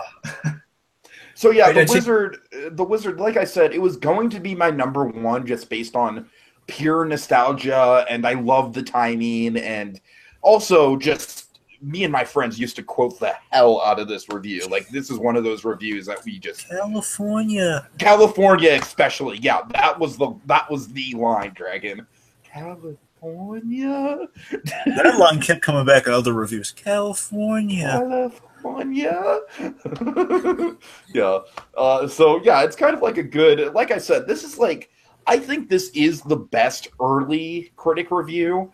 And with my list, I tried to give kind of like a good variety of like the time span of the critic. My number one is definitely going to be what I consider to be like the peak of the critic, but we'll get there when we get there. Like I said, just the way that he builds up Lucas, and just I can't get over it. It's just like he just makes Lucas seem so lame but so awesome at the same time. And yeah, it's like I said, I don't think there's, obviously the production values on this thing are pretty low. It's just Doug in front of the white background and some clips, but that's all he needs. Exactly, it really is, just because I think his editing was just so sharp in this era, in this early era, and that's really what kind of, just Doug's delivery mixed with the editing was really kind of what sold people on the critic to begin with, I think. And this is a perfect example of that. So yeah, that's my number 3. It's so bad. Well, funny you say that, because my number 3 pick has a lot in common with that. This is an early nostalgia critic. It's in many ways, this one to me. Does it involve a nefarious credit card? Yes, it does. Okay. Oh, Batman and Robin. So I want to make it clear, my top 3 they're all really good, but they're all very different. So that's kind of why they're at they're all credit card. All 3 of them are different, but they're all really good. So this is kind of like the big, like kind of the last review, let's say. That's on like for these top 3 here. It's honestly, this one, short of another one we're going to cover in our kind of our last kind of picks here. This to me is like, we hit kind of 3 eras of nostalgia critic here, where this to me is like kind of the best of early nostalgia critic, and we're going to hit kind of like later on we're going to hit like kind of the peak of nostalgia critic. Then we're going to cover this in the 3rd era, but there's also kind of the modern era of nostalgia critic, I guess. So there's a peak, there's kind of a where we're at now, and there's an early. So this is the early stuff. It's nostalgia critic at like the early beginnings of him really being lighting the world on fire. We have the humor and timing, his editing is so on point. I think for a long time, this was his most popular review. This might have been the first one to watch, just based on checking him out, based on the title, Sure. Because I didn't start with Kick-Ass. I'll still maintain to this day that Batman and Robin is a very watchable movie. Well, I would probably disagree with that, but the point is, I mean, it's a bad movie. It's just kind of like The Room. It's very watchably bad. I've never seen it, so I can't say anything. Fair enough. Well, my point is, this is like one of those early ones. If I didn't start with like at the beginning, like chronology, not counting Transformers, because I watched Transformers, it was more like the bum review, so I just kind of switched off to the Cartoon All Stars. But if it wasn't Cartoon All Stars, then I started with this. Okay. And because of the Batman, going with what you're familiar with, which of course we've all seen Batman and Robin be kind of the go-to. Like, okay, someone's going to talk negatively about us and make it funny. Batman and Robin be the place to start. Mm-hmm. And again, the humor and the timing, a lot of really famous jokes, and additionally, I love the anti-suicide prevention, like the measures to just prevent himself from getting. Oh my god! Yeah, it has like the strongest opening of a nostalgia critic, and really early on. Again, he really knew his stuff in the very beginning here, where it's like he's basically walking everyone through. Well, I'm about to talk about Batman. He's really building up, saying, it's a war crime to watch Batman and Robin in some places. They use it for torture in some places. And you see kind of some doctored clips. It's really funny. And then we have it was generally that's why they've removed my tie, and that's why they removed it. That's why they removed my tie. They took my gun away, and he takes all his glasses. That's why they sanded off the edges of my glass so I don't jab it at my throat. And then of course, but they didn't count my cyanide capsule. Oh god. Just Robin, like a eerie, bloody lab coat, just kind of stops him, and it's like. Then later on, we have this bit where this was like basically in the era where like the costumes were essentially anything they could like scrap together. Exactly, yeah. We also have like the Velociraptor mask. I love that costume. And again, I'm a dinosaur. Another plug for the Suicide Squad thing, and we bring back Dinosaur Rob. I love Dinosaur Rob. Anyway, we also had this great gag where I remember this, and I forgot which review it was in. I was so surprised when I was rewatching it. Oh yeah, it is in Batman Robin. We have this gag where it's he leaves the room, he puts on like a recording of like, "This is awful. I hate this." He's basically very directly saying it was just like the usual nostalgia, like, "This is not good. It's critically is not good." He's very bad numbers. As he puts in his chair a dummy with like a cut off like boxing dummy head, and he drew like with Sharpie, he drew a goatee on it, and he puts the nostalgia critic hat on, and then he leaves the room to escape. We hear like like Tom and Jerry like. Literal Tom and Jerry sound effects of like Tom like screaming when he gets hit, and it's like off to the side. Basically, you have like Looney Tunes where Tom and Jerry has sounds going on as he's like causing a ruckus, and they put him back in the room. That's he's just trapped to do this thing. All right. Anyways, just on the whole, it's Batman Robin. It hits like so many great notes like that. We have like some great gags, and of course the crescendo of the thing would be the Bat credit card. A Bat credit card, all right. And how he continually just loses his mind over that, and the running gag that came after that, where he's just shooting his gun randomly, like in the Superman review, and Link Card says, "Bat credit card, I'll kill you, I'll kill you." It's like this is when we get that Sam Kinison nostalgia craze. He yells exactly like Sam Kinison mixed with Daffy Duck. It's like that's what nostalgia craze really always boils down to. Sam Kinison meets Daffy Duck, where he's really off his rocker, and he's yelling, he's frustrated, and it's the only reason it's number 3, to be honest with you, is there's one mistake that I guess it doesn't really take it away from me, but it's always something to notice, and even he noticed it in the top 11, douchey McNitpick stuff. The McGregor syndrome, and also he took some unnecessary shots at Alfred and Bruce, and like the best part of Batman Robins. That's why it's number 3 for me, for like really petty personal reasons. Like, how dare you spit upon that beautiful scene, the one good scene in the movie with George Clooney actually acting with Michael Gough as Alfred, and he's dying. You insensitive! You're so talented. You're frustrating me. So anyway, moving on. Okay, Sandy. My number 3 is probably one of the most popular nostalgia critic reviews. It's one we all know, A Son of the Mask. Oh God. For the record, I want to say I love the original Mask so much. Oh yeah, the original. Oh, it is great. It is great. So imagine how crestfallen I was. I had to convince myself it was okay when I came out of that. That's like, it's kind of like a Jurassic World situation. Well, no, it was more like kind of the Phantom Menace thing. It wasn't Phantom Menace for me. I'm saying I had like when people were like they were kind of playing it off like, oh yeah, I'm going to see it again. I wasn't seeing it again. I was like, no, I had moments, right? It was just convincing myself. It was a fruitless effort. It didn't last long. But hey, for me, you could put Lost World and Phantom Menace together, and that would still be a better movie than what The Son of the Mask was. Oh yeah. You know what? I won't argue with you on that. I really won't. Because it's just Goldblum. Like, come on. It's just so disturbing. It's just so it's not healthy at all. It is not healthy to watch. I am curious to as of the mental state of where it left everyone involved. It's not good. The movie's a waste of 3 good actors. We have Bob Hoskins, we have Alan Cummings, and we have Traylor Howard, who's great on Monk, by the way. But okay, I give you so much credit and respect for not listing Jamie Kennedy among the good actors. I know, that's what I'm saying. There are 3. Again, I told you. Thank you. Oh my God. We waste 3 good actors in that movie, and everything else is just not good. It's just, Dragon, like a big sigh of relief for me. So I'm saying Bob Hoskins is actually trying his own. It's over the top. He's like kind of he's committed. Like between like the Super Mario Brothers movie and this, it's man. I will say this about Loki though. I really do like his socks. I like how he has the mask logo and everything when all his clothes. No, I'm sorry. I say keep going, Sandy. I'd say the best character for me, the most redeemable fact would be Loki in the movie. Yeah. He's not a good character, but he's Anyways, and it's of course where we get the catchphrase, a family picture. I love the origin of that. So it was the first time here? Wasn't it?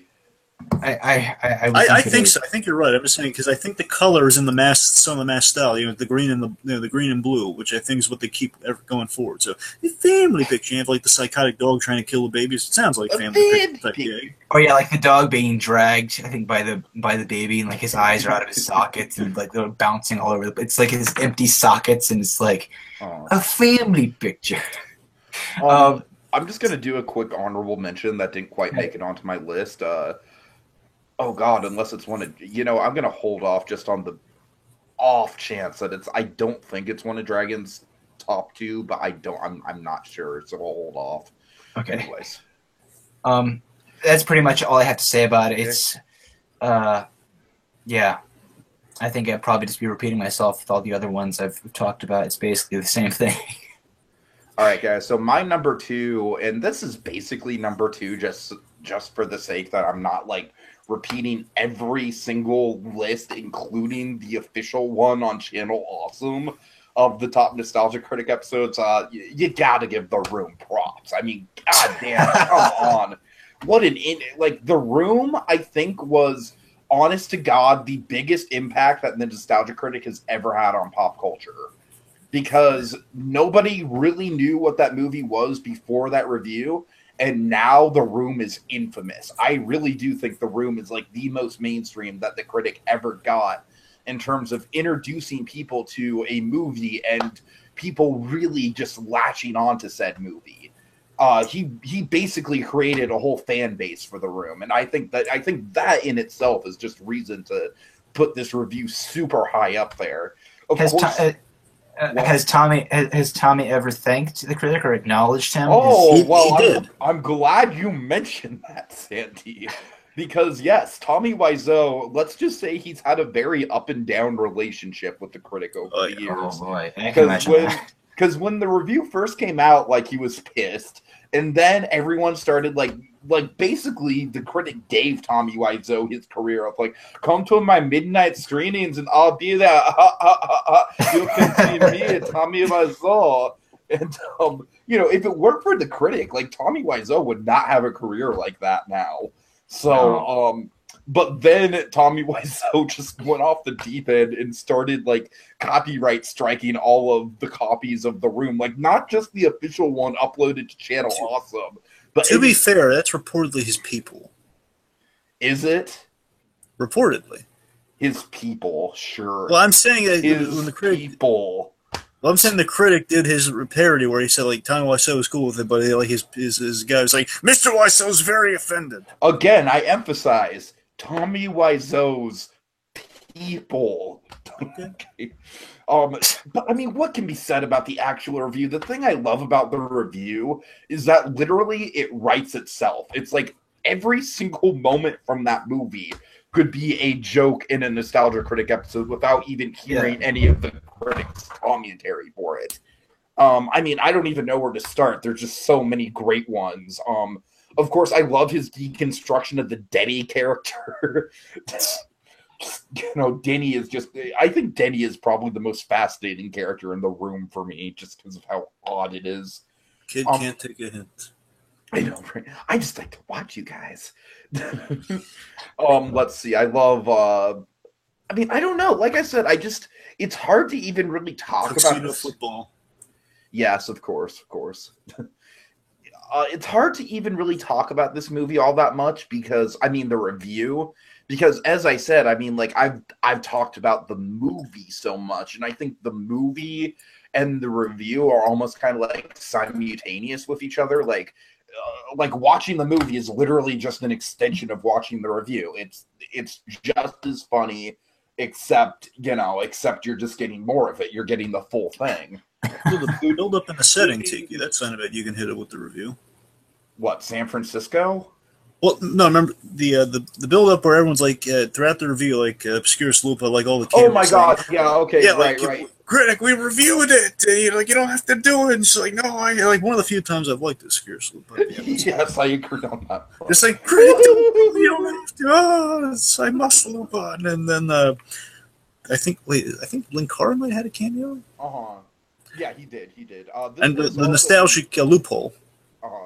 This was the Doc Brown one, right? Yeah, that's the thing. That's like the great kind of. That's how they time travel in the future, so we'll meet the deadline. So it'll be like back before when the deadline actually counted. Back when the deadline actually fucking meant something. So it went like years into the future when seahorses. I mean, here's the thing. Here's the thing with me in that deadline. I honestly like him doing reviews of movies from 10 years ago, like 2007, 2008. That's like totally fine for me. I'm like totally down for that. Because it is nostalgic at this point, but I don't really like when he does movies that are current, you know, like when he did like The Purge, for example, something that came out like 3 years ago, you know. Anyways, but yeah, with the Room, of course, we have that great the future where everything's ruled by seahorses. Yeah, like I said, just watching the movie is kind of like watching the review, and I put this so high up because, as I said, this is like a benchmark moment for the critic. This is the most influential the critic ever was in terms of like changing the pop culture landscape for something. All right. And this is the thing I was dancing around, by the way, is that The Room is the peak of nostalgia. I think I would argue that's the peak of him at his most successful. Well, my number one is the peak of nostalgia critic in my humble opinion. So, well, true, but also I'd say like ostensibly, no matter what, like if I were like kind of list like the best nostalgia critics, like if I were to do my list in terms of like what the I'm going by favorites, but if I were to include like what critically might be the best, Room might be the best. That's the thing, like non-favoritism, just like going like strictly what critically might be the best. I also think The Room was a critical turning point for me because remember when I mentioned earlier that I kind of skipped movies that I hadn't watched yet when he reviewed them? Well, that all changed with The Room because I think The Room was like, for me and a lot of other people, it's kind of funny because I think the critic was sort of, people might crucify me for saying this, but I honestly think the critic did in the 2000s and the 2010s what Mystery Science Theater did back in the day. Don't kill me for saying that. But the critic, basically, he would introduce people to these terrible, terrible movies. And much like Mystery Science Theater did for something like Trolls 2, it just, oh God. If you listen closely, you can hear Patton Oswalt getting ready for war. Right. I'm sorry. I just had a really, really funny thought, and then we'll move on. So the DreamWorks movie Trolls, I actually liked it. Like, it's not great, but I liked it. I don't think it's bad. I hope you're going somewhere with this. I am going somewhere with this. So when they do an inevitable Trolls 2, which there's going to definitely be a Trolls 2, we need to have a Troll 2 gag. We need to have a character say, "Oh my God!" All right. Anyways, yeah, that's my number 2. Like I said, The Room, Dragon, you're right. It's pretty much perfect with the critics' comic timing and everything. I just struggle talking about it myself because it's so damn synonymous with the actual movie. So, okay, all right. Number 2, it's a top 11. Oh, and again, these top 3 are almost interchangeable because they're really that good. They're all like I know what it is. They're 3 very they're 3 like very different types of nostalgia group. They're all very valid and very cool. So I did Batman Robin is number 3. Number 2 is top 11 Batman the Animated Series episodes. Called it. You did. Oh yeah. Me and Sandy were kind of talking before you came on. I was like, I wonder what Dragon will pick. I bet you will pick the top 11 Batman the Animated Series episodes. Go ahead, Dragon. Go ahead. So for me, again, the reason this one's so high up, and it was almost my number 1 based on this main reason here. For me, personally, hence this ranking here, it's very rewatchable to me. If I were like watch any top 11, I'm going to go this one more than anyone else. It has the Batman cowl opening's really good, where he puts on like that cool looking Keaton cowl, which I'm always so disappointed I see him in this new Batman in the Batfleck costume because he had to destroy that poor cowl to make that. Right. He had to cut off the tops of the Keaton ears and they had to get rid of that's what I'm saying. That's just sad. And that's the thing was the collector's item he has there because they have it's kind of like when I did like sprayed some of this for a gag and then you got all like upset. Well, yeah. Yeah. Guys, I've got to like do something for I'll be back in like 2 minutes. Okay, is that okay? Just fill space. Sandy, you can move on to Sandy if you want. I'm just saying I'll be back. All right. Okay. I guess Dad's not holding the camcorder anymore, so our childhood's ruined now. Okay, anyway, so it's a very rewatchable. Just on the whole, to me, it's very rewatchable. I love the Cal opening where it basically goes to imitates all the Batman. It's really funny. It's just really on point with the humor and the setup. Of course, the best subject is very near and dear to me with the Batman animated series. The critics always been with that Phantasm thing. He really talked about Batman the animated series way back during only 2 times before this. Way back with underrated nostalgic movies where number 1 was Mask of the Phantasm. Then he did a crossover with CR, the guy who does like the Familiar Faces segments, and they reviewed the 2 Baby Doll episodes from Batman the Animated Series and New Adventures of Batman. So that's why number 2 on his list is Baby Doll, because he had it rewatched and really appreciated it. So yeah. And honestly, in many ways, to kind of see how this affects Nostalgia Critic, in many ways, you see, and he talked about, he actually did a commentary on this, because again, the guy likes Batman the Animated Series like many people.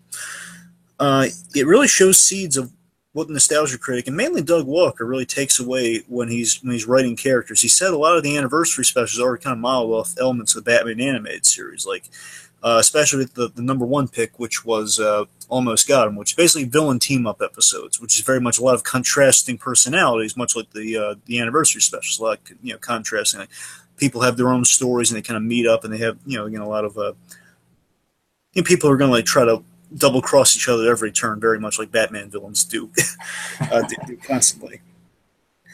And basically, the way he goes down the list, because again, it's just kind of a little flashback. I wonder what he's going to list as his best. I know what my best, my top 11 and onward Batman episodes are. I wonder what the critics are.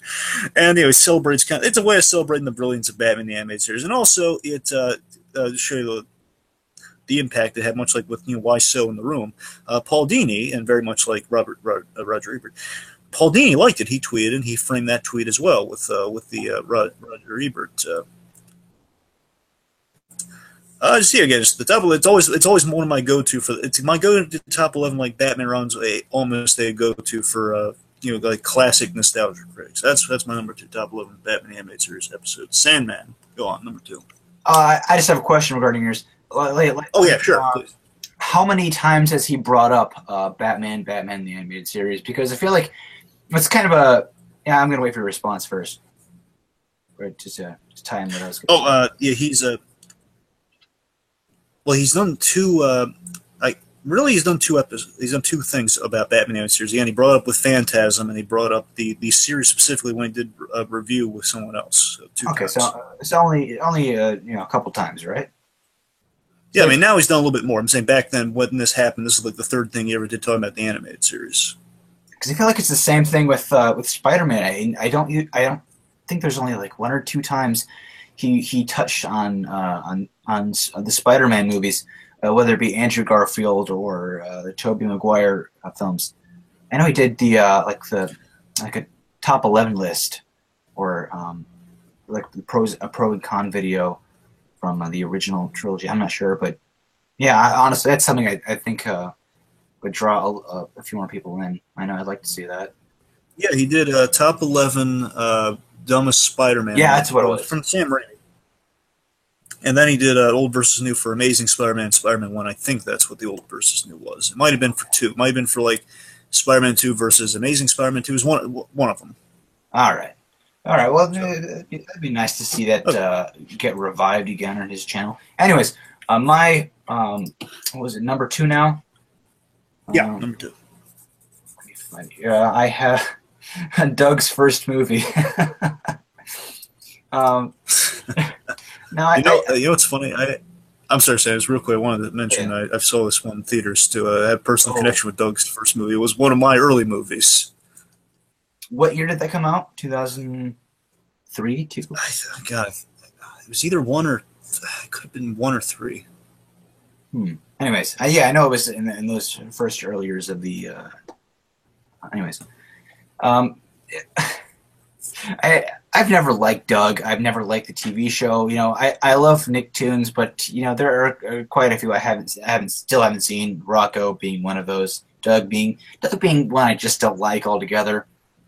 But with this one, I feel like you really see where critics' hatred comes with this. Being from what he says, getting called what was it? Doug Funny at school. Poor guy. Oh yeah. Poor schlub, and we've been building this into a crescendo with this review. Oh, Daddy-o! Can you hear me?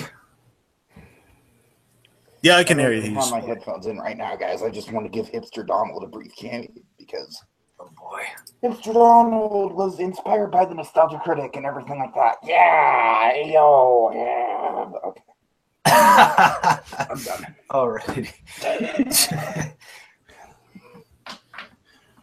What was that, Oscar? A very brief cameo.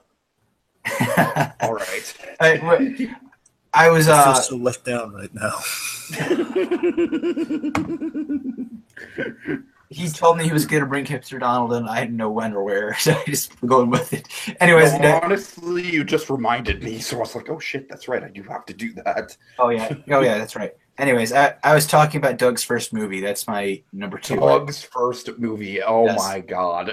Doug is something besides the fact that the Nickelodeon and Disney shows are like radically different from each other in spite of having the same characters. Yeah, it's. I mean, I never really watched either. I've only watched a few episodes of Doug. I'm not sure whether it was Disney. I mean, look, the original Doug is pretty damn vanilla, but vanilla's a good flavor of ice cream. So, who doesn't like vanilla? Sometimes it's good to have a nice vanilla show. You know what I mean? Yeah, that's why I've never liked it. It's too vanilla, and I guess that'd be the best way to describe it. It's the vanilla child of the Nickelodeon family. Okay, like between between Ren and Stimpy, Rugrats, and Doug, who was the strawberry and who was the chocolate? I think Rugrats was the chocolate because Rugrats was the one that just everyone loved. And then Ren and Stimpy Ren and Stimpy was strawberry because Ren and Stimpy's like the best one, but it's the most off kilter. Yeah, yes. I'd say Ren and Stimpy is strawberry with the strawberry chunks in it, so it's kind of like, do I like it? Do I not? I like that. Okay. I never. I love strawberry flavor. I hate the chunks. Oh, me too. I agree. Like those chunks. Okay, we're going on about the name, Sandy. The name payoff. Oh, yeah. Just how we're talking about how the critic could be called Doug Funny at school, and how he just. Oh my god! It sparked this whole new hatred for the show, and and how he just has his head down and just cues the theme. Great. Anyways, just the whole film, how it doesn't quite tie together the way I guess you would expect. But again, it's Disney. Disney was telling me, and I guess from what I hear, they didn't quite know what they had. This was back in that weird era. Like this was around the same time as Muppets from Space, where Disney just did not know what to do with their IPs. Exactly. I remember seeing that really young, seeing that movie, and it was just like, oh god, that's. I was still thinking of the Nickelodeon show, and I didn't quite make the connection that it's based on the Disney Doug, which has it feels like a very different show. All I remember about the Disney Doug is the fact that how much they changed Roger's character, like he's some sort of like rich kid who's supposed to be like pseudo sympathetic. Isn't there that weird subplot where they're trying to build the robot in Doug's first movie? Oh, the robot's funny in that movie. Oh my god. I was already saying, please go on though. So, I honestly don't know the difference between the two. It seems ridiculous how Disney would change characters. It's so radically different, even though it's pretty much the same premise and same characters. Like you think wouldn't they think that that's why fans love the show? Why would they change it? Anyways, I think it's just hilarious. To be fair, I don't think in history there's been any one person who's ever loved the Nickelodeon Doug. Well, the reason that we can't get Doug on DVD is because of this change in because it's owned by two places. Yeah, right. that's also the reason why you will never see Doug being like resurrected on on the Splat or anything like that. Darn rights issues. All right. I wish Disney would just give Doug back to Nickelodeon. Yeah. That'll be the day. Anyways, wouldn't it be great if like 100 years from now, Doug was like the Oswald the Lucky Rabbit in Disney's history? And like 100 years from now, it's like we'll have like a historic like Blu-ray box set of Doug. It's like they're finally out, guys. We can rewatch Doug. All right. Honestly, I think much like Oswald the Lucky Rabbit, it's like, yeah, these are okay. I mean, not to diss Oswald the Lucky Rabbit. Yeah, they're okay. They're nothing special. It's vanilla, they're just really like not. It's just a cool kind of historical artifact. Anyway, I think the review plays together. The movie does not play together nicely. The review is far more enjoyable. It's funnier. It all works together so nicely. Of course, Doug's not Doug the cartoon, but the critics' personal hatred for it. You can shines very clearly, which is kind of ties into my next my option I chose for number one. So that wraps up what I have to say. All right, and my number one, guys, this is what I consider to be the peak of Nostalgia Critic. This is like, basically there was never anything that kind of reached the same sort of height for me again after that. And I also love this review because it just showcases so nicely the sense of community that that guy with the glasses had built up. And unfortunately, a big reason why this is a peak is that after this, that sense of community kind of fell apart. Like, this was kind of like in that space where Spoonie had already departed from the channel. And of course, I think historically, Spoonie departing from the channel was kind of like a big sort of like, it's almost kind of like there's post Spoonie and there's the Spoonie era and the post Spoonie era for Channel Awesome. But this, like, even though Spoonie had departed, I'm pretty sure Nostalgia Chick was gone at this point as well. We still had a great selection of people. We had a few. I'm sorry, I should actually say what it was. My number one is the review of Les Miserables. So I love, like I said, just the sense of community is exactly why I love this review. We have some newer personalities who are kind of taking the spotlight. Like, Paul Dugan had been on the channel for a while, but he hadn't really ever had a big crossover with the critic until then, so it was good to see Paul on there. Paul was, of course, the first, I believe he was before Todd in the Shadows as the first music reviewer on the site. Anyways, and then we also had Kyle Calgarin, who, of course, is the big sort of like film snob guy. He's kind of like the classy version of the cinema snob. Like, he's kind of like the guy who reviews movies that you would expect someone like the cinema snob to actually review. Yeah, so those three being in the hotel room together is a great kind of starting point for this review. Of course, they set up the whole, like, Kyle's the big art film guy.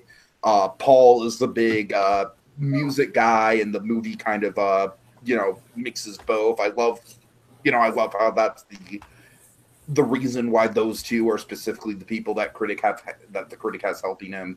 Of course, Brental Floss as Russell Crowe is amazing in this review. Oh my god, every time, like with his Captain Crunch hat and the slinkies on his shoulders, it's just, it's so good. I love the act break song, like the middle song.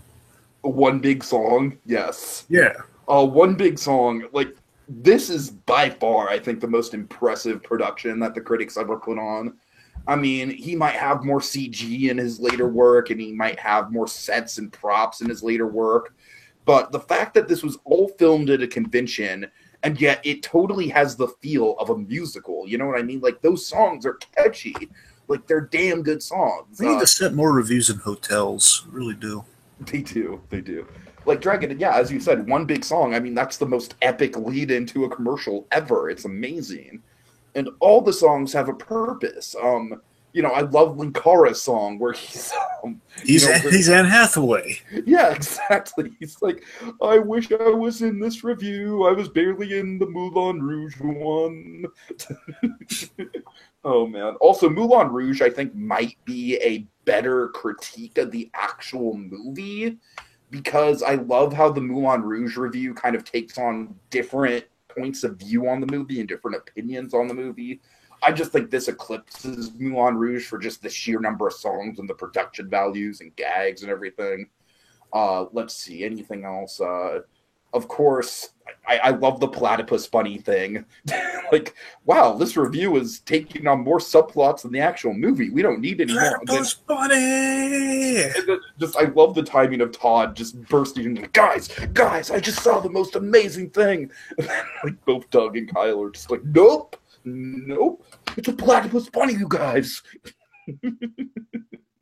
Yeah. Of course, all the Russell Crowe gags are great. To be honest with you, like, there's one or two gags that they kind of carry over, especially the one where, like, the critics making fun of, like, the one guy from the Broadway run, and then Kyle's getting really offended about that. Like, as someone who doesn't care or know about the Broadway show, that those kind of theater jokes sort of go over my head. It's kind of like the one weak spot of the review for me, but I mean, there's just like so many great shots in this movie. Like, I love the way that they use the opening shot with the calm waterfall, like this big kind of pan up to the waterfall. And then I love the shot at the end of One Big Song with the critic in the field and the camera pulling back. Of course, I love the Sacha Baron Cohen and Helena Bonham Carter song because it's so goddamn accurate. It's just like, yeah, you see these two and everything. They're professionals. They'll give you your money's worth. Yeah, I mean, like I said, there's just so many high points with this thing. There's the One Big Song at the, there's the Do You Hear the Critics Sing at the end. And as I said, I just love how many different reviewers they cram into this thing. I love how Leo, aka that sci-fi guy, is basically like Linkara's assistant, and he keeps interrupting Linkara, like, I forgot my iPod. And also it has Maven and Paul are kind of like, doing that in love thing, which in real life they were dating at the time, so that was all very natural for them to do. Really? They were dating? Yeah, they're still dating. I'm pretty sure they're married now. Oh. Yeah. What do you know? Anyways, yeah. So, guys, like I said, this is definitely number one for me for the fact that it's the point in time. I'm getting like wistful and misty-eyed talking about this. Like, oh boy, it's the point in time where I just felt like anything was possible with this website and with, like, even though we had lost a couple people along the way, like Spoonie and Nostalgia Chick, we had new people like Kyle who were kind of taking the reins and, like, pulling the site in a new direction. And it just felt so promising and guys, like we already kind of discussed, like, the Nostalgia Critic has kind of gone full circle again to now the site is mostly just focused on the critic. With no other, I mean, Linkara's still on there, but other than that, there's no other real big reoccurring shows. I do like Blockbuster Buster. Sure. I mean, I do like the awesome comic guys, especially Walter Benasiak, the guy who does. I just really like Walter Benasiak. He's probably the newest person on the site who I've really taken a big liking to. They do top 5 lists. I love his delivery. I love him as, the Flash in the Suicide Squad review. Hello. Well, Andy's El Diablo. Right. So, yeah.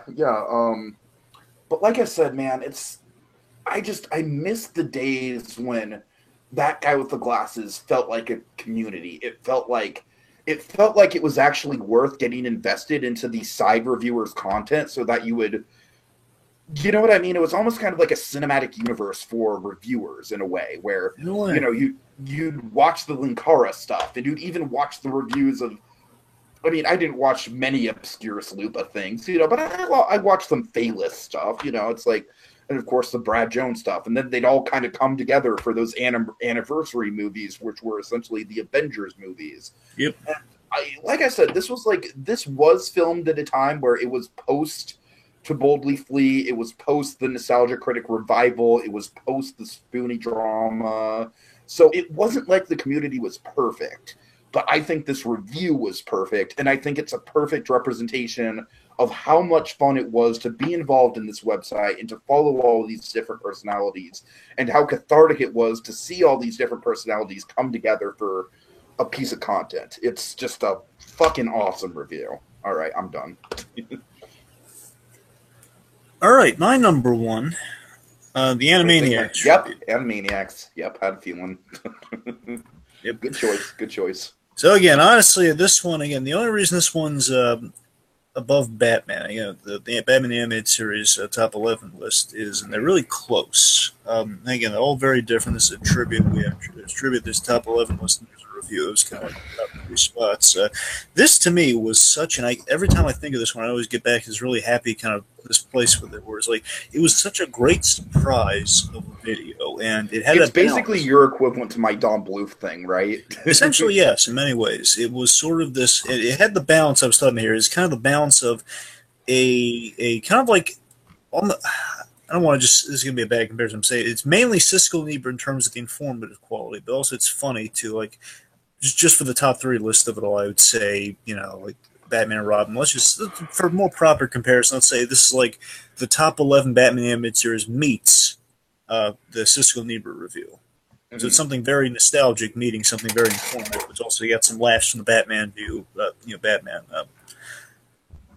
top 11 list mixed in. The point is, it's funny and it's informative, and it's with the animation greats we've had from the Amblin days, of course, our Amblophiles, if you will. We have we have Tom Ruegger. Of course, a lot of these players not only Paulson was there, right? Paulson, no. Oh, he wasn't really? Huh. No. I could have sworn he was there. Anyways. Anyway, it's Tom Ruegger, it's Sherry Stoner, it's John P. McCann and Paul Rugg, and so weird that it's so weird that Paulson wasn't there. I could have wasn't sworn there. He was there. Wow, that really throws me off. Okay, I'm sorry. And Nate Ruegger, the son of Tom Ruegger, and of course, you got to remember these people. Nate Ruegger is also the voice of Skippy Squirrel, right? Yes, and Young Plucky Duck. Mm-hmm. Oh, God. So you have like kind of the hallmarks of the Amblin animated works. Tiny Toons. Besides Rob Paulson. Yes, Tiki. Besides Rob Paulson. Okay. You got the Tiny Toons, Animaniacs, and of course my favorite of all of them, which is the reason I really got a kick out of this thing, was announced. Well, not when it was announced. They were so surprised. Basically, I was thinking like Siskel and Ebert. Okay, it's going to be nostalgic. You're talking about Animaniacs. It's made it seem the top 11. It was like 2 minutes. They rapid fire through like top 11 naughtiest Animaniacs shows. Okay, be one of those, maybe like 20 minutes of him like going off like, oh yeah, I remember like the Animaniacs was a great show because of these reasons. And he did the opening like, it's time for Animaniacs, and the critic just keeps popping up saying, "I'm the critic." And I'm saying, okay, ain't that cute, ain't that precious. Those could be a fun little tribute here. And then he's going into, and then this corner, and then my mom started to be blown here. It was just he's going through and he's announcing them, and they're in different locations, which signals to me, could he have somehow edited the DVD interviews? Oh my God! Again, I was thinking the Tom Booth thing essentially. Right? Could he somehow have edited them? Because again, his editing prowess. How good is he? then of course we see Nate Ruegger. It's like, okay, this obviously is the conversation going with Nate Ruegger. Oh my God, it's live. And then like one of them's doing like kind of like the champion pose, like shaking his hands, like yeah. And it's like, oh my God. They're live and both semi-live and in person. Right. This is a pre-record. This is a conversation. Egad! And I'm watching, being blown away. I'm so engrossed, and then I scrolled in. Oh my God! There are 2 more videos. It's gonna be so great. Yeah. And it's being jazzed online because not only did they get like kind of the heads of these shows. It's kind of like the Incredibles DVD. Like, not only is there a making of documentary, there's literally just more making of. Yeah, so essentially that. But again, I was so blown away. Oh my God! Not only did we get Tom Ruegger, kind of the guy who led the charge in a lot of this, and Sherry Stoner, a voice from shows. We have again John P. McCann and Paul Rugg. I was so jazzed in my mind. I get such a kick out of those guys. Again, those are very much the voices of Freaks. So quite literally with Paul Rugg, he is the voice of Freaks. Oh yeah. But also, again, John P. McCann has that beautiful thing where he don't know if he has the best deadpan, he has the best straight delivery ever. Like, he could tell you the most insane thing, and he'd say it with complete sincerity. It's like, oh my God, McCann is he's so brilliant. And he says and all of them just jiving, kind of they're sharing these great stories from Animaniacs. We have like recording Skippy Squirrel. We have the fact that she was the live action for Ariel. We have again like all the cart full of Emmys. They actually put all of his Emmys in like a giant wheelbarrow and just for a gag.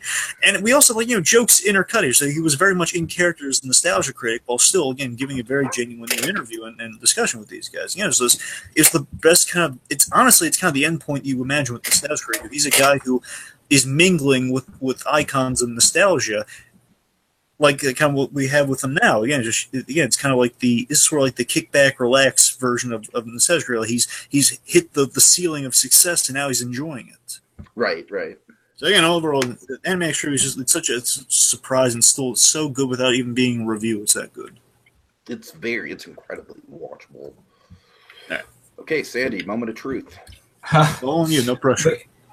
We all know how good the first Neverending Story movie is. We all know how absolutely horrible the third movie is. That's the one I chose because the critic has expressed his love and his passion for Artex. Yes, the first movie. And Dragon, do you love the first movie? Tiki, do you love the first movie? Honestly, I'm guessing no. So, right? No? Okay. It's okay. Dragon, I've enjoyed it. I have enjoyed it. It's been a long time. I don't really go back to it a lot, but I understand the fun. Connections to it, to tell you the truth. I've never really watched it all the way through. It is a very, very good movie. As he said, it was like the signature, or at least one of the signature kids movies of the early 80s. Was it 1982 came out? 83? I think it was 82. Anyways. Yeah, it was early 80s. The third one is just it's just an abomination. It's a complete spit in the face to what made the first movie so great. Of course, the second movie is horrible, but this is basically the third movie is basically just the second movie amped up about 10 notches, and well, why it shows this is because it just goes to show how far the critic will take things. At the end of the review, he drives to Home Depot. He goes inside. He gets a crow. He buys a crowbar. Remember what sets him off? Yeah. Yes. The credit song. It's what was it that he loves the end credits music they play for Neverending Story. And I'm still looking forward to one positive thing from this terrible movie. Yeah, and he doesn't get it, and he's deprived of that one positive feeling, that reward. Man. With the worst moment for him in the whole review, and I love that. You gotta. That's just like that's the cosmic justice there. Like the worst moment of the review that caused him the most pain, then comes back to him at the one moment he's anticipating just some like mercy of relief. And that's how you get to finish it off. That's how you get to finish this movie off. Anyway, so he goes to Home Depot, buys a crowbar, drives back home laughing the entire time, throws the movie on the ground, just beats the ever-living crap like it was Jason time. Crap out of this thing with a crowbar. He's smashing it to bits. He's ripping the case apart. He's spitting on it. He's raping trampling it. And then he basically just ends off just this mangled mess of a man saying, "I'm a nostalgia critic." And then I watched it today.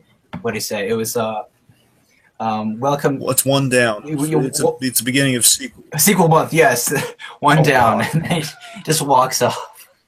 It's like, the fact that that's the first one, he really blew his wad on the first one. My God, but he still kept it going. To be fair, he also did Timmy to the Rescue during that, so he still had some good ones to go.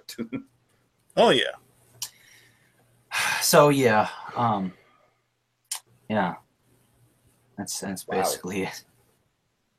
And one thing I realized while watching the review is at the end, the Jack Black's character, he's wearing glasses at the end of the film because he gets turned into a bookworm.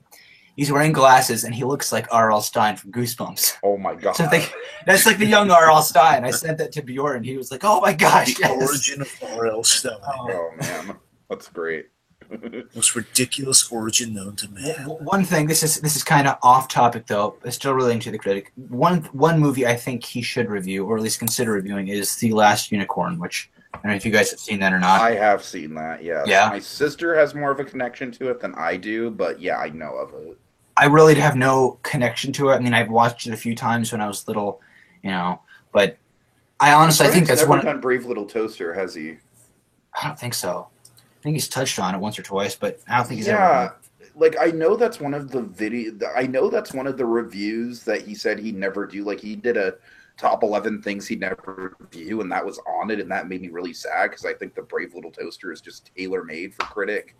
I think he also had it. I know he used the clip. If he didn't have it in like the top 11, like scariest nostalgic moment. Oh, I'm sure it was in there somewhere. Yeah, the clown scene. Oh, yeah. I think The Last Unicorn is just one of those obscure things that not everyone knows about, but you could totally pick it apart and pull out all the different flaws. And there's a ton of things wrong with it. It makes no sense. But I've never really seen the Brave Little Toaster. I've probably seen like a sequel or something, but it feels like it would suit the critic and his love for obscure animated films, bad animated films. Well, with the Brave Little Toaster, the fucking sequels are on Netflix, but the original movie isn't, which pisses me off. Well, the reason he's probably not going to talk about it is because it's really good. Yeah, I know, but there's still a lot of things to dissect about it. But anyway. That's true. Anyways, I'm done. Okay, guys, I think for the final statements, I want to go round table and say two things. Number one, what the critic means to us. Number two, what direction we hope the critic goes in the future. And, of course, make it as quick as we can, because this is already long. But as I said, guys, what the critic means to me personally, it's just the sense of community. Like, that's always been what I've strived to do with this channel. I've strived to bring in new people, like Sandy, like you and Jacob are people that were not around in the early days of the channel, but you had become like absolutely pivotal members of the channel. You know what I mean? Yeah, I've been here for pretty long, though. I mean, no, I know, but you weren't here from the beginning. Like, not at the very beginning. Blue Dude or Monkey was. Yeah, that's true. And even Monkey wasn't here from the very beginning, but I digress. Yeah, so like I said, it's that sense of community and the whole, like these people working together to create something. And I just think it's sad nowadays because there's been so much behind the scenes drama.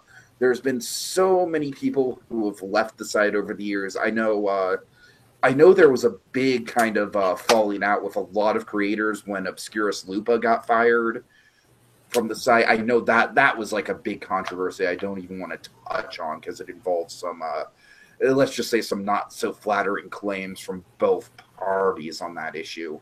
But like I said, I really do. I just give the critics so much. I give Doug so much credit for.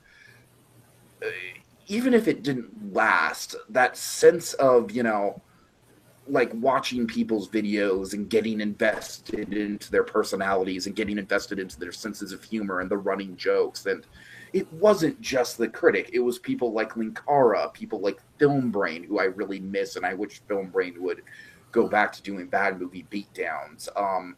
People like the Cinema Snob, people like Angry Joe. I mean, it's just like a long list. Todd in the Shadows. Just a long list of people who were just great on that site. And some of them didn't stay on the site for very long. Some of them are still on the site to this day. But it just created this, this great kind of like coming and going of different talent and different ideas and even different genres and different mediums that these reviewers would talk about. I mean, they, like the shark jumping people they're one of the last talented content creators left on the site, who are kind of relatively new, like in Shark Jumping, of course, is one of the first shows on the site to exclusively talk about TV. Now, in terms of what I want the critic to do, I genuinely, I kind of enjoyed the Wonder Woman review for what it was, but in spite of that, I really think the critic needs to stop doing these reviews of movies that are still in theaters. I think it's getting ridiculous. I think it's something that it's so easy to criticize, right? Exactly, because that's what everyone's doing, and I mean it's hot and it's fresh on the stove, so you want No. more. I'm saying Doug doing these movies in the first place is easy to criticize. It's easy to criticize Doug doing it. Like he's opening the Oh, door to criticism. I feel like it's like he's like not even like I don't know. I honestly think 10 years should be the gap. Like 10 years should be the limit. Like it shouldn't be 90s because obviously he's covered a huge gambit of 90. I mean, I'd like for him to go back and kind of mine some more 90s movies, but I mean, there aren't too many that he hasn't covered by now. Like Small Soldiers was one of the ones that I really wanted him to do for a long time, and he finally did it, and it was okay. You know, I wanted to do that for so long. I was disappointed with the end result. yeah, I was too. Anyways, um, I want the critic to focus on, like I said, like I think he should kind of have an. I really do think his focal point should be the 2000s now because that's the era where he came from and that's the era that is nostalgic, and I think there's a shit ton of 2000s movies that he hasn't touched yet, a shit ton of them, and they are legitimately nostalgic. You know, like I don't even know off the top of my head, man. There's so many. I think he should do Stuart Little. He hasn't done that yet. Oh yeah, right. It's something like Snow Dogs kind of comes to Yeah, mind. yeah. Um, you know, just there's so many 2000s movies that he could do. Borrowers. Uh-huh. You know, I think Stuart Little 2 is I think even better candidate because it's they both have their ups and downs, but I think this second one is by far the worst. Right. So yeah, I really want Doug to kind of like nail down an actual time frame for the Nostalgia Critic stuff. Because if he doesn't, then it's like, what the hell is the point of even calling it Nostalgia Critic anymore if you're going to review Wonder Woman? It's like no one even has any sort of nostalgia for Wonder Woman, obviously, because it's still in theaters. I mean, nostalgia for the character.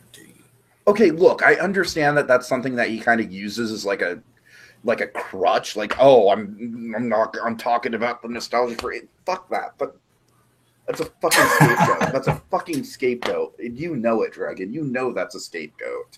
All right? I don't even want to hear that. 75 years. That's nostalgic. Shut up. Just shut up. It's I don't know. I think the critic needs to use his actors a little better, and I don't exactly know how because there's some points where the critic uses his actors and it's really good, and then other points where the actors just feel like they're just unnecessary to the review.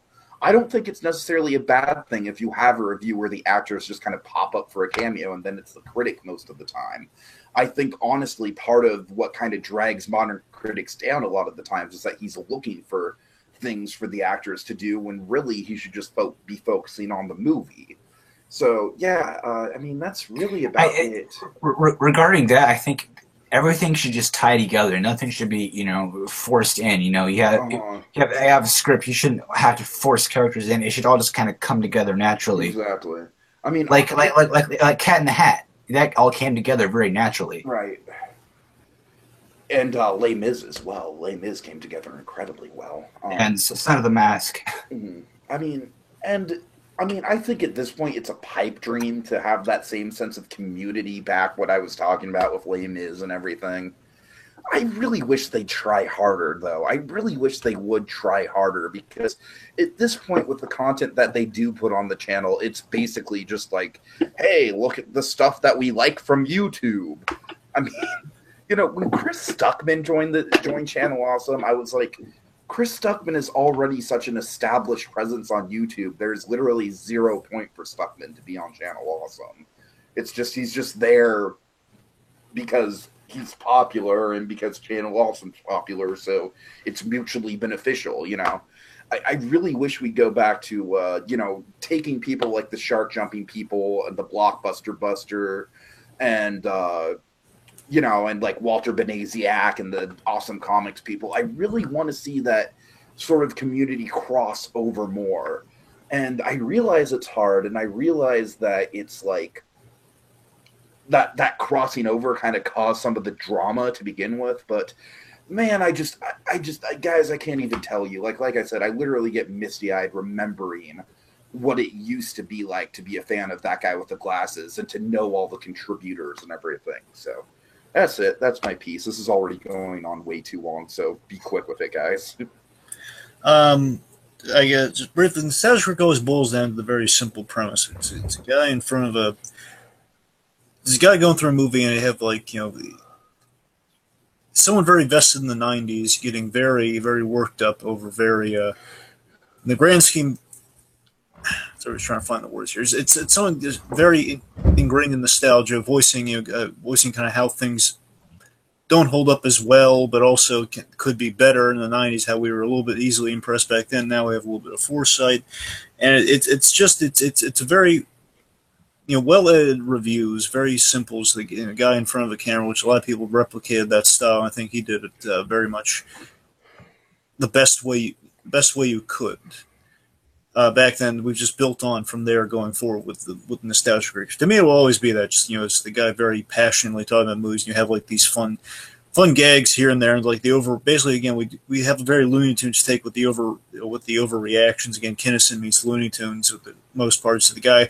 The tie, hat, jacket, and a gun. That's nostalgia critic to me. That's again you see mainly to me nostalgia critics is from the waist up, I guess. That's nostalgia critic to me. Guy at a table. Mm-hmm. And I'm not saying when we do like the anniversary, I always have fondness for the anniversary stuff, of course. And I'd like us to get to that point again. I doubt it, but I'm saying it's funny because like the Blockbuster Buster is someone that we both cite as like a good content creator, and he came like right after To Boldly Flee, so he barely missed out on that anniversary stuff. Mm-hmm. I would have loved to see him in an anniversary movie. I'm with you. I'm right there with you. And of course, those anniversaries were the gateway to other things like midnight screenings with, for me, it's always midnight screenings with Brad Jones and Cinema That's Snob. Pretty much the only thing I watch from Brad as well. I'm not really interested in the Cinema Snob because of just the content, but occasionally I watch something like from Cinema Snob, like the Kirk Cameron Saving Christmas. I watched that review and that was great. But anyways, go ahead. And like Linkar and a few others, basically things that looking for reviews that popped out to me versus the whole catalog what they got. It doesn't really work as well. That's where you watch anyone, even if you weren't familiar with the movie, you still kind of get a good summation of the movie along with jokes, just seeing how ridiculous it is. And the Status Crew has always been a great introduction to pop culture. In terms of what I'd like to see from in the future, again. Personally, I'd like to see him get back to the original format. I know they had kind of a fourth wall joke in the Suicide Squad. I don't know how intentional it was. I think if they're smart, it was a fourth wall joke saying, people sitting at a desk. What people want to see is people sitting at a desk, which might have been like a little FU to the fans a little bit, saying, "Hey, you don't like it? Look at all this studio and all this. Look at how great. Look at all the stuff we have now." Mm-hmm.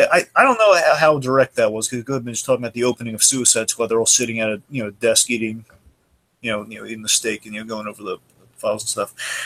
I'd like to get away from that again, getting away from the current reviews. I'm on board with you, Tiki. However, I will say the Suicide Squad was the only successful one they've really truly successful one they've had out of all those. Sure, I'll agree with that. But aside from that, again, I want him to not be so current with it. At the same time, though, there are a few gags. We did a few gags I like to see. That's all I can really speculate on. In terms of a full blown review, I'd like to see a movie Tegan and I have seen and enjoyed. 'Twas the Night. That'd be fun to see. God, right?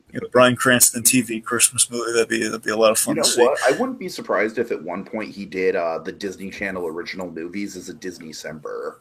Okay, I could buy that too. Because let's face it, he's stretching for content on December, so exactly. So that's probably go there. You're right. We'll probably get there at some point. Just a few observations I had, just getting kind of reflecting on 10 years in Status Creek is that the Wicker Man review. The Wicker Man review had Tamara in it, which was an early one. Tamara, she looked identical, the way she looked in that review, to Claire from House of Cards, Robin Wright's character from House of Cards. I wish they'd utilize that, because, oh my God, I was watching it. I forgot how much she looked like Claire when she's all smiling and stuff and acting all polite. It's like, oh my God, that's identical to the professional, yet dangerous Claire Underwood. Mm-hmm. And we did pay this off, but it was unsatisfying. Malcolm is a fantastic asset that the Status Creek has acquired in the years that he was like a fantastic addition. again, maybe too many skits, but when we do have skits, as much as they do seem out of place, a lot of the time they are a lot of fun. Like when he's perfect Gus Fring. Oh yeah. And they finally, I've been ever since Malcolm joined, I've always said he looks exactly like Gus from Psych, and they did one gag about Psych. Unfortunately, it was like a really hate-filled gag about Psych. Come on, that's a Lassiter's played by Timothy O. Munson. We love Timothy O. Munson. Why you gotta crap on Psych? And that, like they finally acknowledge after all these years with Malcolm, it's like and you just mock it. Why? Anyway, so just in general, it might be nice to see in the future. And again, so just get back to the older format a little. Yeah, do it slowly, I guess, but just get there. That's all I can really say going forward. All right, Sandman. I'm just gonna make this short and sweet. I agree with you guys. I think he really should make just a time frame. I think 10 years is really fair. And I think the amount of movies from the late 90s, I'd say probably like 1998, 1999 to early 2000s, I'd say that's a great starting point. I honestly, I started watching The Critic back. He should review Chicken Little. He shouldn't he? I mean, I know he's already done a Disney-cember on it, but that movie has more than enough material for a full-blown critic review. Yeah. Anyways. I've been watching The Critic since like probably 2012, so though I really wasn't around for Got you beat by more than a few years, kid. So what? I said I've got you beat by more than a few years. Oh yeah, I know. I was about to say, so I wasn't around for all the big community stuff, but I definitely see where all this kind of stuff. You missed out. Oh god, watching his older videos. So I think it would be great to bring that stuff back and just having all of his content just in like we were talking about earlier, just have his actors and all that great skit stuff he used to do so well. Just have that all come back together nicely. I've really been avoiding his latest stuff, like his latest reviews, like Wonder Woman's, Jurassic World, whatever, what would it be? But because I feel like I'm pretty much on the same page. I feel like the nostalgia critic, you have to do nostalgia stuff. You can't just say, oh, it's about the characters, it's about the original movies. I hate to use this term, but him doing stuff like Wonder Woman is basically selling out. It's what it feels like. That slightly positive. What? I think, yeah, pandering and selling. I think both of those are good. Good words to use because it's honestly what it feels like, and that's why I haven't been watching a lot of his recent stuff. Mostly just going back when I do watch Critic and just going back and watching his old stuff. It's great, but yeah, I look forward to where he's going, and I hope he can pull himself out of where he currently is and get himself back up on his feet in a healthy place and make everyone happy, or try the best he can, make his viewers happy. Okay. All right, guys. Well, this podcast comes in at just shy of 3 hours long, but you know what? Fuck it. We have so many memories of the Critic, and like I said, it's come to that full circle place where the nostalgia critic has himself become nostalgic for me. Yeah. Like he was a big part of my my late teenage years, junior years. He's reached his own cutoff. 10 years. I know, right? Like he was a big part of my junior and senior year of high school, like 2007, 2008, 2009. Dragon, I'm with you. I haven't necessarily met friends through Critic, but I've bonded with people through Critic. It might not be our meeting point, but it's definitely something that's very mutual. So yeah, folks, like I said, just thank you for watching, and